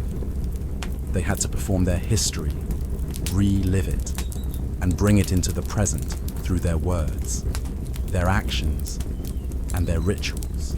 As you walk away from the longhouse, the weight of this realization presses deeper into you. The feast wasn't just an event in time, it was a way of being. It was how the Vikings ensured that they didn't just survive in the present, but that they lived on in the future. The feast was their way of ensuring that the world they fought for would never be forgotten. By reinforcing their identity at the feast, they ensured their place in history, not only for themselves, but for their ancestors. The warriors who gathered there knew that they weren't just fighting for today, they were fighting to be remembered. And it was through these feasts, these traditions, that the Vikings would live on forever. You also begin to feel a certain sense of admiration for the way the Vikings approached their identity. They didn't rely on grand monuments or written records to preserve their legacy. Instead, they relied on the spoken word, the rituals, and the shared experiences of their people. Their feasts, their communal gatherings, were the living embodiment of this philosophy. Every act of sharing, every passing of the mead horn, every moment of feasting was a reaffirmation of the Viking way. The Vikings understood that their culture would endure not because of how loudly they proclaimed it, but because of how they embodied it in their daily lives. But there's something else that dawns on you as you think back on the feast. It wasn't just about survival and power, it was about joy. Yes, the feasts were serious. Yes, they were a space for competition, for alliances, and for the careful dance of power dynamics. But they were also a celebration of life itself. The Vikings didn't live in a world of luxury, and their lives were filled with danger and uncertainty. Yet, when they gathered for a feast, they didn't just eat in silence or solemnity. They celebrated their existence. They laughed, they sang, they danced, and they rejoiced in the company of their people. The feast wasn't just about enduring the hardships of the world, it was about living. As the day grows warmer, and the remnants of the feast fade into the past, you begin to realize that the Vikings were as much about embracing life as they were about surviving it. The feast was their way of celebrating everything they had accomplished, everything they had survived, and everything they hoped for in the future. It was a reminder that no matter how harsh life might be, there was always a reason to come together, to share, to bond, and to celebrate the strength of the tribe. Even in the face of war and uncertainty, the Vikings knew that joy, camaraderie, and togetherness were the things that would see them through. And as you walk away, feeling the weight of what you've learned, you know that the Viking feast, in all its complexity and chaos, was a testament to the resilience of the human spirit. It was a reminder that, no matter how brutal the world becomes, there will always be moments when we gather, share, and remember who we are, and that, in itself, is a victory. As you move further away from the longhouse, the cool air of the Viking morning seems to settle into your thoughts. The weight of the feast lingers in your mind, but you also feel something else, a sense of clarity. What you've witnessed was not just a series of rituals or acts of indulgence. It was a complex system of cultural preservation, one that ensured the Vikings' place in history and their identity was woven into every action, every toast, and every story. The feast was, above all, a testament to the strength of the Viking spirit. But it was also a profound reminder of their belief in continuity, the importance of passing down their legacy, not just through war and conquest, but through shared community, ritual, and celebration. You begin to appreciate how every aspect of Viking society, from the warriors to the bards, played a role in upholding the larger narrative of their people. The Viking feasts weren't just for show. They were a moment when identity was actively constructed. It was through these events that the warriors reminded themselves of their sacred bonds, not only to each other, but to the gods and their ancestors. It was in these shared moments that the Viking way of life was continually reinforced. Even as you walk through the quiet morning forest, with the sun slowly warming the earth beneath your feet, the echoes of the Viking feast stay with you. It's clear now that feasts weren't just a symbol of Viking society, they were its lifeblood. A warrior might wear his sword proudly, but it was the feast that truly forged him. It was the feasts, the rituals around the table, the storytelling, the toasts, and the competitive challenges that shaped the warrior. Here, a man's strength wasn't only measured by his sword arm, it was measured by how he stood in the eyes of his fellow warriors. It was about belonging to something larger than yourself. The more you think about it, the more you realize that the Viking feast was, in essence, a microcosm of life itself. Life, for the Vikings, was a series of challenges, both external and internal. The external ones came in the form of battles, raids, and the harsh realities of the Norse landscape. The internal ones were social. How do you prove your worth in a world where every man's strength is tested? How do you ensure that you are remembered, not just in battle, but in the stories of your people?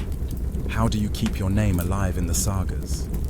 The feasts, you realize, were an answer to these questions. It becomes clearer as you walk deeper into the Viking world. It wasn't just about being a warrior, it was about being part of a story that spanned generations. To be a Viking wasn't merely to fight for land or power, it was to partake in a living narrative that had no end. The Viking feast, in all its intricacy, was a reflection of that continuous story. It was a place to honor the past, to celebrate the present, and to invest in the future. Every time the warriors sat down to eat, they reaffirmed their connection to the ancient stories of their ancestors. Every shared moment around the table contributed to the continuity of their legacy. And yet, there's another layer to this that you begin to sense as the morning fog starts to lift. The feast wasn't just a celebration of what was, it was a ritual act of defiance against time itself. The Vikings lived in a world that was harsh, fleeting, and unpredictable. Their world could be taken away in the blink of an eye, whether through a raid, a battle, or the cruel hand of fate. The feast, in its own way, was a way to challenge that impermanence. By coming together, by sharing food, drink, and stories, the Vikings asserted their presence in a world that could easily erase them. The act of feasting was a declaration of survival. It was their way of saying, "We are here, and we will continue to be here." But the feast was also a way to confront the inevitability of death. In the Viking worldview, death was ever present. It wasn't something to be feared. It was simply part of the cycle. The Viking feasts weren't just about celebrating life. They were about accepting death. To feast in the presence of the gods, to raise your mug to the fallen, was to honor the idea that life and death were not opposites. They were two sides of the same coins. The Vikings lived for the present moment, but they also understood that their time on this earth was fleeting, and so they celebrated life with fervor, for they knew that death could come at any moment. The feast wasn't just a celebration of the good times, it was a celebration of surviving against the odds. You begin to appreciate the way Viking society faced death and immortality. The feast wasn't just about honoring the dead, it was about ensuring that their stories lived on. The Vikings didn't just want to be remembered, they wanted to live on through their stories. In a world where the future was always uncertain, the feast was an attempt to secure an eternal place in history, to ensure that their names would never be forgotten. And through this, you realize that the feasts were also an act of defiance against time itself. The Vikings didn't just want to survive, they wanted to thrive, to live, to leave behind a legacy that would be remembered for generations. As the morning continues to unfold, you walk away from the longhouse with a sense of clarity. You realize that the Viking feast wasn't just about indulgence or survival.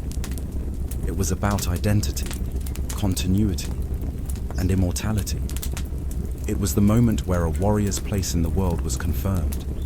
It was where stories were told and retold, where allegiances were formed and broken, and where each participant reaffirmed their place in the ever-unfolding saga of Viking life.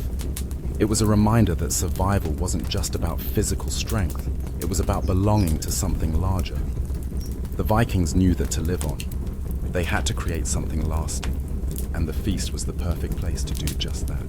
Now, with the day fully breaking and the feast fading into the past, you can't help but think that the Vikings, with all their brutality and ferocity, understood something essential about humanity, that our survival, our strength, and our legacy depend not just on the battles we fight, but on the connections we make, the stories we share, and the way we celebrate life itself.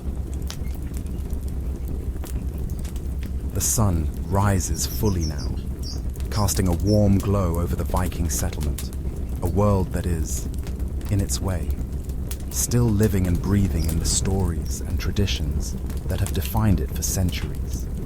The energy of the feast may have faded, but its implications linger like the embers of a fire, quiet, but never truly extinguished. As you walk through the village, the quietude of the morning feels almost surreal. It's as if the world is catching its breath after a night of celebration, as if the feast was both a culmination of something significant and the beginning of a new cycle. The lessons of the feast still echo in your mind. You've witnessed something remarkable, a society that wasn't just built on might and strength, but on the deep, unyielding belief that identity, connection, and legacy were what truly ensured survival. The Vikings weren't merely warriors who fought on the battlefields. They were people who understood the power of community. They understood that to endure through generations, you needed more than physical might. You needed social cohesion, shared experiences, and rituals that connected everyone, regardless of their place in the hierarchy. As the morning unfolds, you begin to see the Viking world with new eyes. The feast, you realize, wasn't just a momentary diversion from the harsh realities of life. It was a foundation, a crucial ritual that held the entire social order together. Each action at the feast, the seating arrangements, the toasts, the sharing of stories was part of a grand structure designed to ensure the unity of the group. Every element of the feast was carefully orchestrated to reinforce loyalty, honor, and respect. The act of eating, drinking, and celebrating together was as vital to Viking survival as any battle they fought. You walk through the settlement, the Viking longhouses still standing strong despite the passage of time, and you can almost feel the weight of the community that has lived and thrived here. You sense that, even though the physical structures of Viking society, longhouses, ships, weapons might crumble eventually, the values and traditions that were reinforced during the feasts would endure. The feast was, in its essence, the beating heart of Viking culture. It was where individuals became part of something larger than themselves, where they reaffirmed their role in the ongoing saga of their people. As you move further through the settlement, you catch glimpses of everyday Viking life. The warriors are already preparing for the day's tasks, sharpening their weapons, and discussing their next moves. The blacksmiths are at their forges, hammering away at iron and steel. But even in these quieter moments, you can sense that the feast's influence lingers. The bonds formed the night before still pulse through the community. You begin to understand that the Vikings didn't just prepare for battle, they prepared for life. And the feast was one of the most important ways they ensured that their connections were strong enough to weather the storm of any challenge. What strikes you now is the resilience that Viking feasts fostered. These weren't just gatherings of warriors, they were community-building exercises. When you sit at the table, share food, and participate in the rituals, you're not just eating or drinking. You're asserting your loyalty, your commitment, and your place in the world. The feast allowed each person to take part in a shared history, to reaffirm that they were part of the same story, fighting for the same cause, and bound by the same values. It wasn't just about survival, it was about belonging. And that sense of belonging was critical to the Vikings' ability to endure, to thrive, and to expand their reach across the seas. But perhaps the most profound realization that settles over you as you stand in the heart of the Viking settlement is how the feast was a reflection of the Viking worldview itself. The Vikings didn't just live in a world of conflict. They lived in a world that demanded constant reaffirmation of their identity. It wasn't enough just to survive. They had to prove, again and again, who they were. This need to constantly assert their identity, their strength, and their loyalty was reflected in every feast they held. The social order, the bonds between people, and the continuity of their culture were all maintained through these gatherings. Without them, without the rituals and the social tests, Viking society would have been at risk of unraveling. You walk past the training grounds where young warriors are practicing their combat skills. It's clear that the lessons learned at the feast, whether through the competitions or the storytelling, have an impact here. The warriors aren't just learning to fight, they're learning to carry forward the legacy of the Vikings. The feasts have taught them not just how to wield a sword, but how to belong, how to represent something larger than themselves. They understand that to be a Viking isn't just about physical strength. It's about carrying the weight of history, tradition, and community. As you continue to observe the day-to-day life of the Vikings, you feel an increasing sense of reverence for their way of life. They weren't just fierce warriors. They were creators of culture, of community, and of legacy. The feasts, though wild and chaotic, were integral to this process. They provided a space for the warriors to assert themselves, to build connections, and to ensure that their stories would be remembered. The warriors weren't just fighting for today, they were fighting for a place in history, for a place in the shared memory of their people. And as you think about the significance of all this, you realize something even more important. The Viking feast wasn't just about the Vikings. It was a ritual that holds universal meaning. The need for connection, for community, for legacy is not unique to the Vikings. Every culture, every society has its own version of the feast. It may not always involve mead and roasted boar, but the essence is the same. We all seek to affirm our place in the world, to bond with others, and to create something lasting. The Viking feast was a powerful reminder that, no matter how much time passes, the need for shared identity and belonging will always be with us. The sun continues to rise, and the day unfolds around you. You stand at the crossroads of Viking history, carrying with you a new understanding of what it truly means to live, to belong, and to be part of something larger than yourself. And with that understanding, you carry forward the lessons of the Viking feast, knowing that its legacy, both in their world and in ours, will continue to shape the way we connect, celebrate, and build communities for generations to come. As the day carries on, you feel the weight of the Viking world pressing ever more deeply into your understanding. The feast was an event meant to reinforce the shared bonds between warriors and the community, but its implications extend far beyond the revelry of the evening. You realize now that these feasts weren't simply moments of indulgence, they were sacred spaces where the collective identity of the Vikings was forged, tested, and ultimately preserved. The Vikings didn't live in the moment, they lived for the future, and it was through these feasts that they ensured their names, their deeds, and their values would be passed down through the generations. The more you reflect on it, the clearer it becomes that the Viking feast was not just a single event. It was a cycle, a ritual that spanned the course of a warrior's life. It was the beginning and the end of every major event, the arrival of a guest, the birth of a child, a victory in battle, or even the marking of a warrior's death. The feast wasn't just a space for community bonding, it was where Viking identity was continuously renewed. Every time a warrior sat at that table, he was reminded of what it meant to be a Viking, of the virtues that defined his people's strength, loyalty, honor, and a deep connection to the gods and to the tribe. The feast was the beating heart of Viking culture, ensuring that these values were not just maintained, but reinforced. As you walk through the settlement once more, the small details of Viking life begin to reveal themselves to you.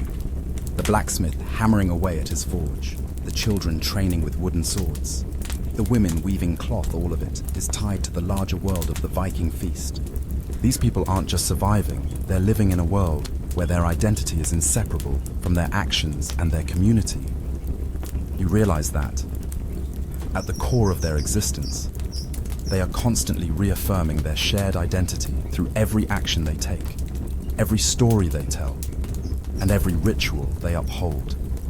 Even the simplest task, working in the forge, tending to the fields, crafting a weapon, has meaning. It's a part of the larger dance, the ongoing celebration of Viking identity. The feast, in many ways, acted as a reminder of this unbreakable connection between the present and the past.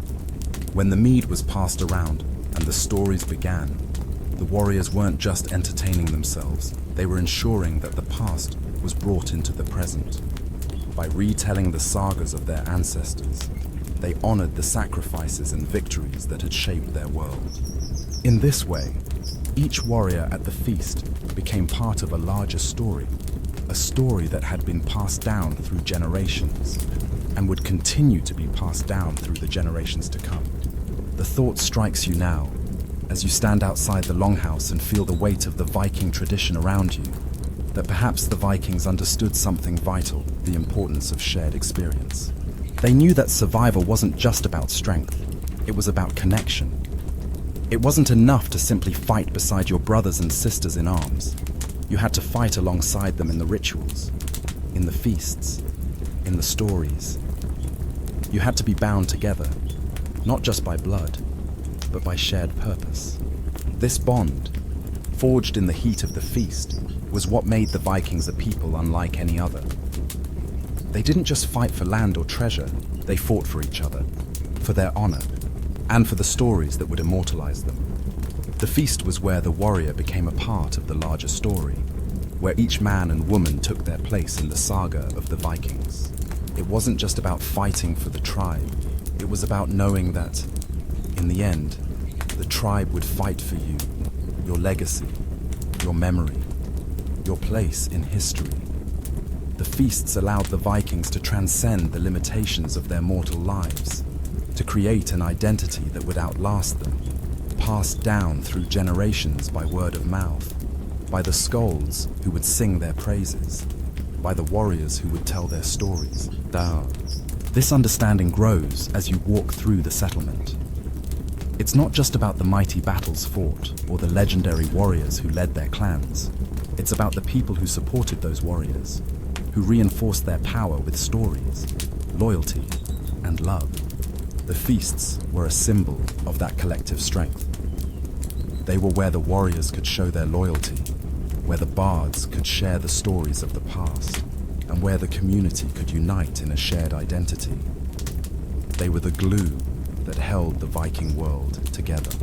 And then, as you stop and look around at the simple, humble buildings around you, it strikes you the Vikings weren't just creating warriors, they were creating a way of life. It wasn't about mere survival. It was about making sure that life, as it was lived, would be remembered. The feasts weren't just about food and drink. They were about creating something lasting, something that could endure the passage of time. And in this sense, the feasts were a true act of rebellion against the fleeting nature of life. The Vikings, through their feasts, were ensuring that their identity and their culture would live on forever. As you begin your journey deeper into the settlement, a sense of peace settles over you. The weight of the Viking feast has left its imprint on you. But it's not a weight that drags you down, it's one that inspires you. The Vikings didn't just create a society, they created a legacy. Their feasts were their way of ensuring that their names, their traditions, and their values would live on. Through every toast, every story, every meal shared, the Vikings were carving out their place in history. And as you continue to walk, you realize something: the Viking feast wasn't just a ritual of the past. It's alive in you too. The need for community, for connection, for shared identity is something that transcends time. The Vikings may have lived in a different era, but their understanding of what it means to belong, to survive, and to create something lasting resonates just as strongly today. Their feasts were not just about survival, they were about thriving, about making sure that the stories of their lives were remembered for generations to come. And as you leave the Viking settlement, you carry with you a piece of that understanding, a reminder that, in the end, it's not just about how we live, but how we ensure that our story continues, long after we are gone. As you leave the Viking settlement behind, the weight of what you've witnessed lingers in your mind. The feast, which once seemed like nothing more than a boisterous celebration, now feels like the pulse of Viking culture. It's not just a gathering, it's a testament to how the Vikings managed to build a community, a culture, and a legacy that would resonate long after they were gone. The more you reflect, the more you realize that the feast was an essential part of the Viking way of life, a mechanism that held their world together, ensuring that the bonds between them remained strong and that their values, strength, honor, loyalty were passed down through generations. You walk through the forest, your thoughts constantly drifting back to the longhouse, to the warriors, to the bards who spoke the ancient sagas. Each of them had their role to play in maintaining the intricate web of relationships and traditions that defined Viking society. It wasn't just about eating, drinking, and celebrating. It was about reaffirming one's place in the community, asserting loyalty, and ensuring that the values of the Vikings would continue to thrive. Every gesture, whether it was the sharing of food, the passing of mead, or the telling of stories, carried meaning. The feast was a space where these meanings were constantly reinforced and brought into being. You recall the way the seating at the table was arranged, how the most honored guests sat closest to the fire, under the watchful eye of the leader, how the warriors' food was always served first, followed by the rest of the tribe. Each person had their place in the hierarchy, their role in the feast, and by extension, their role in Viking society. This order was not arbitrary. It wasn't just about the food. It was about making sure that everyone knew their place and that the social order was maintained. At a Viking feast, your worth was determined not just by your strength in battle, but by your standing among your people. And that worth was confirmed in the most sacred of ways, through ritual, through tradition, and through the shared experience of eating together.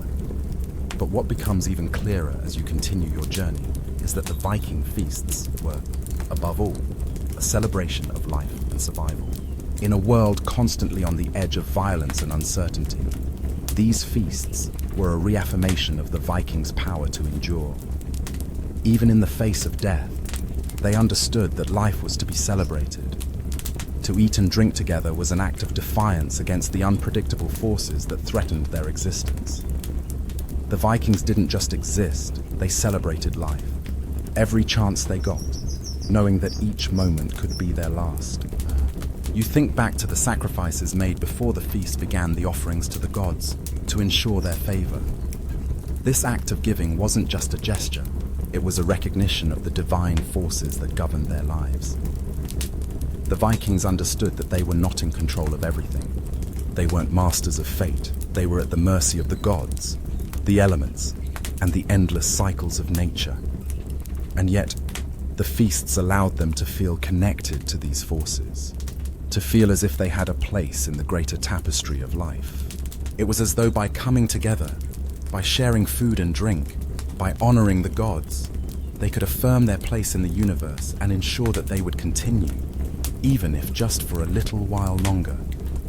As the sun climbs higher in the sky, you realize that the Viking feast was not just a way of celebrating life, it was a way of facing death with courage and dignity.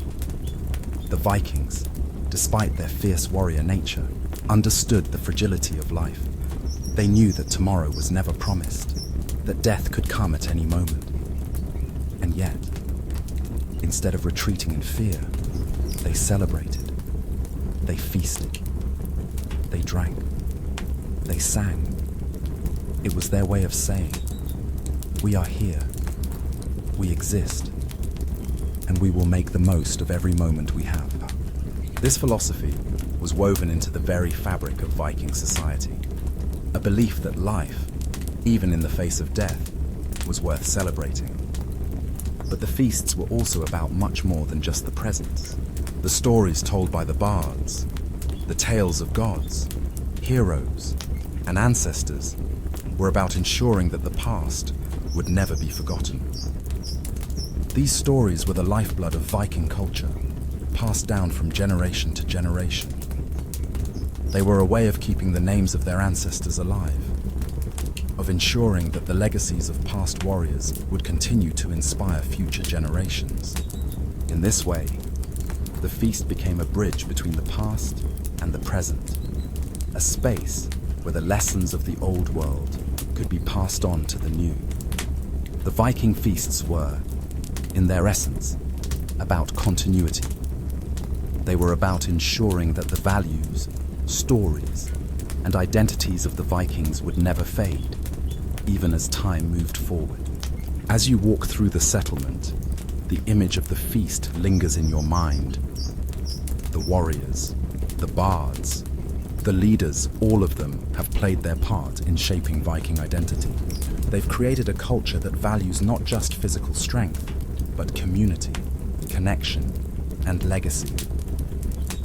And even as the Vikings face the challenges of their world raids, battles, and the ever-present threat of death, they continue to gather, to share, and to celebrate.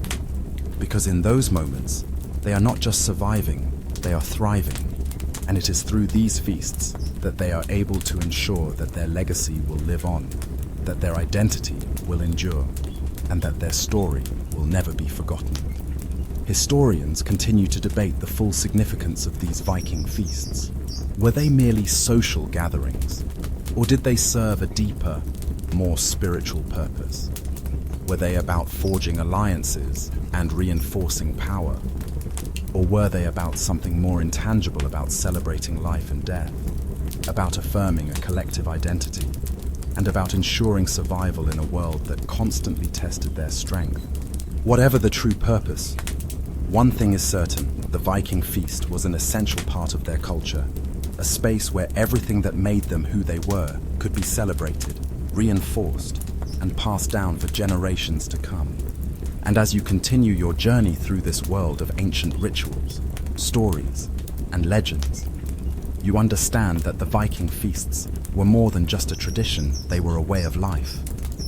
They were where the past met the present, where identity was forged, and where survival was ensured.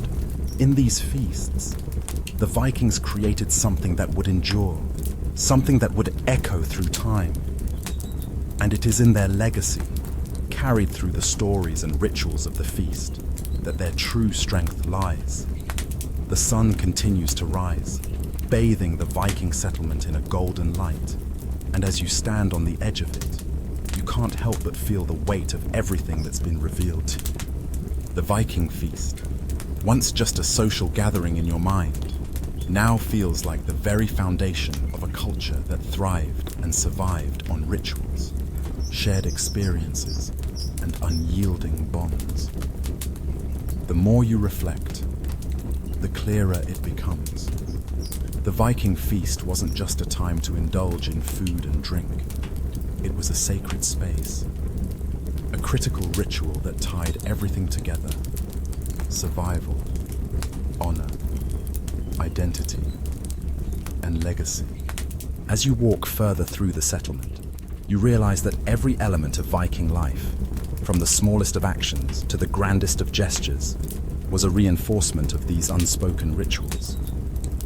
Whether it was a warrior sharpening his sword in preparation for battle, or a young child learning the sagas from a skald, each act was a way of affirming the same values that were celebrated at the feast's: strength, loyalty, bravery, and the deep connection to both gods and ancestors. The Vikings were a people who understood that their culture wasn't something to be taken for granted. It had to be continuously created, sustained, and passed down. And the feast was where it all began. In this quiet moment of reflection, you realize that the feast wasn't just a celebration, it was a tool for resilience. It was a moment to test one's strength, both physical and emotional, but also a moment to reaffirm the shared purpose of the tribe. It was the place where warriors could prove their worth, where leaders could assert their power, and where the community could unite in the face of the unknown. No matter how brutal life was outside the longhouse, inside those walls, everyone was bound by the same unspoken rules, the same shared history. The feast was an act of defiance against the harshness of the world. It was a declaration that, despite everything, they would continue, united and strong. And as you move deeper into the Viking settlement, a realization strikes you. The Vikings' understanding of community was far more profound than simply a shared geographical space. It wasn't just about being together in one place. It was about shared purpose, about coming together to support each other, to honor each other, and to ensure that the legacy of their ancestors would continue. The feast was the place where every member of the tribe, whether warrior, leader, or child, had their role in the larger story. It was a living, breathing entity, an event that was as much about the past and future as it was about the present. The community wasn't just about survival in a physical sense, it was about creating meaning in every moment. Even the smallest of actions, whether it was a warrior standing up to make a toast or a young woman carefully preparing the feast, contributed to the larger narrative of Viking identity. And so, the feast wasn't just about celebrating the strength of the Vikings, it was about celebrating the continuity of their culture, their way of life, and their place in the world. As you move past the longhouses and observe the everyday lives of the Vikings, you begin to realize that the Vikings didn't see life as something fragile or fleeting. They knew that death could come at any time, but they faced it with a kind of reckless joy. They didn't just endure, they embraced life. And they did so by celebrating everything that made them who they were. It wasn't just about the grand acts of war or conquest. It was about this moment of community, this ritual of togetherness, this space where they could let go of the world's brutalities and simply be. The feast was a vital part of this. It was a pause in the storm, a time to reconnect with what truly mattered. In this world of warrior culture, the feast served as both the battlefield and the sanctuary. The acts of loyalty, strength, and courage displayed there were as important, if not more so, than those demonstrated on the battlefield. The feast created a space where the warrior's worth was proven, not just through physical power, but through emotional and spiritual strength. It was where alliances were made, where oaths were sworn, and where the true essence of Viking society was crystallized. It wasn't enough to fight for your tribe. You had to prove your worth, not just through battle, but through these very acts of community, of celebration, and of remembrance. But even beyond these critical social functions, you begin to understand that there was something more intangible at work here. The feast was a space where the Vikings could reconnect with their primal essence, where their humanity was celebrated alongside their strength. Despite their fearsome reputation, despite their relentless drive to conquer and expand, the Vikings understood that strength was not just physical. It was emotional, intellectual, and spiritual. The feast, in all its chaos and order, was the space where all these facets of strength could coexist and thrive. Through the toasts, the songs, the feasting, and the challenges, the Vikings could both celebrate their humanity and remind themselves of their immortal connection to the gods. And it's in this realization that you begin to see the Viking feast as something far more profound than a social gathering. It was a ritual of survival, of purpose, of legacy. It was about ensuring that the bonds that held the community together were as strong as the shields they carried into battle. The Vikings knew that the survival of their people wasn't just about the battles they fought. It was about the stories they told, the alliances they formed, and the way they celebrated their humanity. The feast was the space where this survival, this cultural continuity, was cemented. As you stand on the edge of the settlement, feeling the wind rustle through the trees, you realize something profound: the legacy of the Viking feast, the lessons it carried, the identity it forged, is still alive. While Viking society may have faded from the earth, its ideals, its celebration of community, its understanding of strength, and its reverence for story are still woven into the fabric of humanity. And you, as an observer of this ancient tradition, carry those lessons with you now. The Viking feast wasn't just an event, it was a living, breathing reminder of the power of shared experience, the strength of community, and the importance of remembering who you are in the face of the ever-changing world. As the day stretches on, you feel the weight of the Viking feast resonate in your thoughts. The quiet rhythm of the village around you now feels like a reflection of the deeper truths you've uncovered. The idea that these feasts, far from being simple celebrations, were integral to the Viking way of life. They were a vital space for reinforcing the social, spiritual, and emotional fabric that bound their community together. You understand now that the Vikings didn't just live, they thrived. And it was through these communal gatherings, these sacred rituals, that they created a sense of continuity that survived the challenges of both life and death. In this moment, standing amongst the longhouses and watching the everyday rhythm of the settlement unfold, it becomes clear to you that the feasts were about more than the physical act of gathering. They were about creating a world. They were where Viking identity was nurtured, tested, and passed down. Each warrior who sat at the feast wasn't just a man, they were a piece of the tribe, a thread in a much larger story. And that story, you realize, is one that continues to echo through time, long after the Vikings themselves have passed from the earth. You think about the legacy that the Vikings built not through their conquests, but through their feasts. Every toast, every song, every recounting of a past battle or hero helped preserve the soul of their culture. It wasn't just about individual feats, it was about the collective story. The Vikings understood that survival, in the grandest sense, wasn't just about fending off enemies or enduring the harshness of nature. It was about creating something that would outlast them, something that would keep them alive in the hearts and minds of future generations. In this way, the feast was not just an event in time, it was an act of defiance against the fleeting nature of existence. By coming together, by sharing food, drink, and stories, the Vikings were asserting that they would not be forgotten.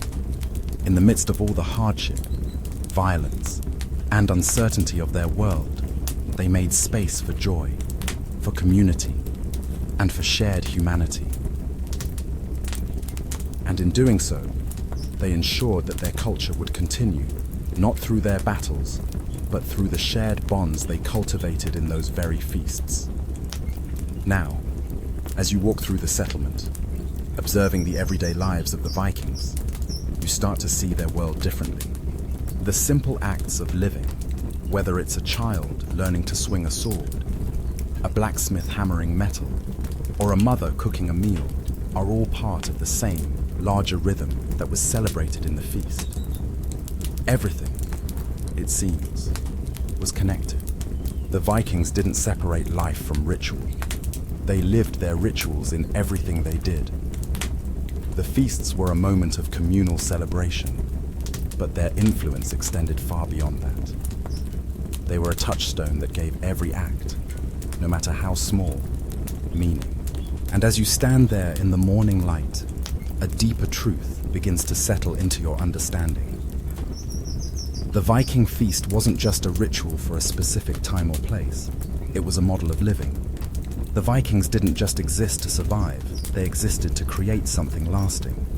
Their feasts were their way of ensuring that the important things, the stories, the values, the relationships would never be forgotten.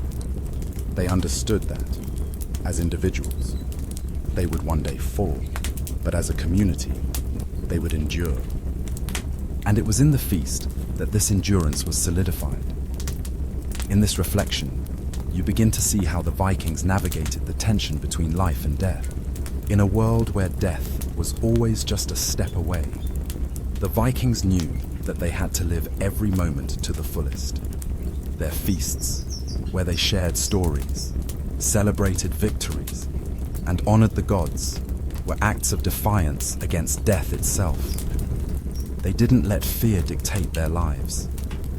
Instead, they celebrated in the face of it. They embraced their mortality, not by fearing it, but by ensuring that they would live on in the memories of their people, in the stories that would be told around future feasting tables.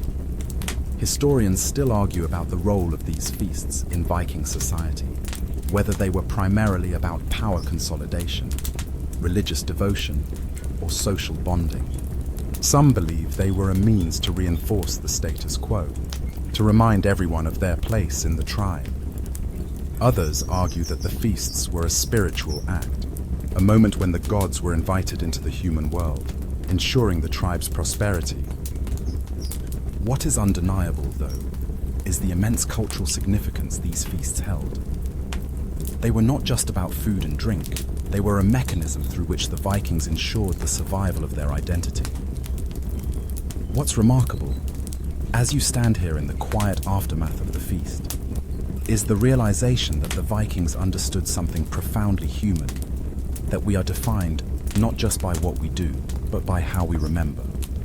The Vikings knew that they were not immortal, but in their feasts, in their stories, in their rituals, they created a kind of immortality. Their lives would be remembered, their deeds would live on, and their culture would endure. It wasn't just about the battles they fought, it was about the stories they left behind.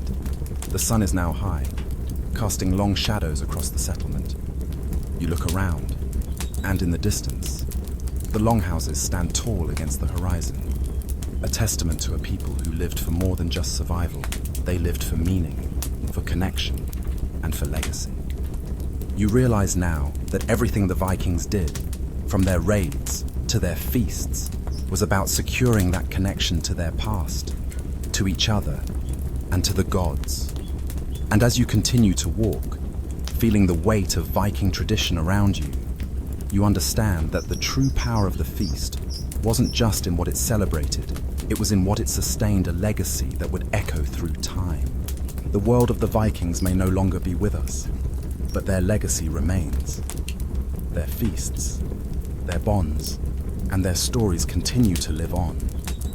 And as you stand here, knowing that the feasts of the Vikings were about survival, about defiance against death, and about living, truly living, you can't help but feel a sense of deep respect for the world they created.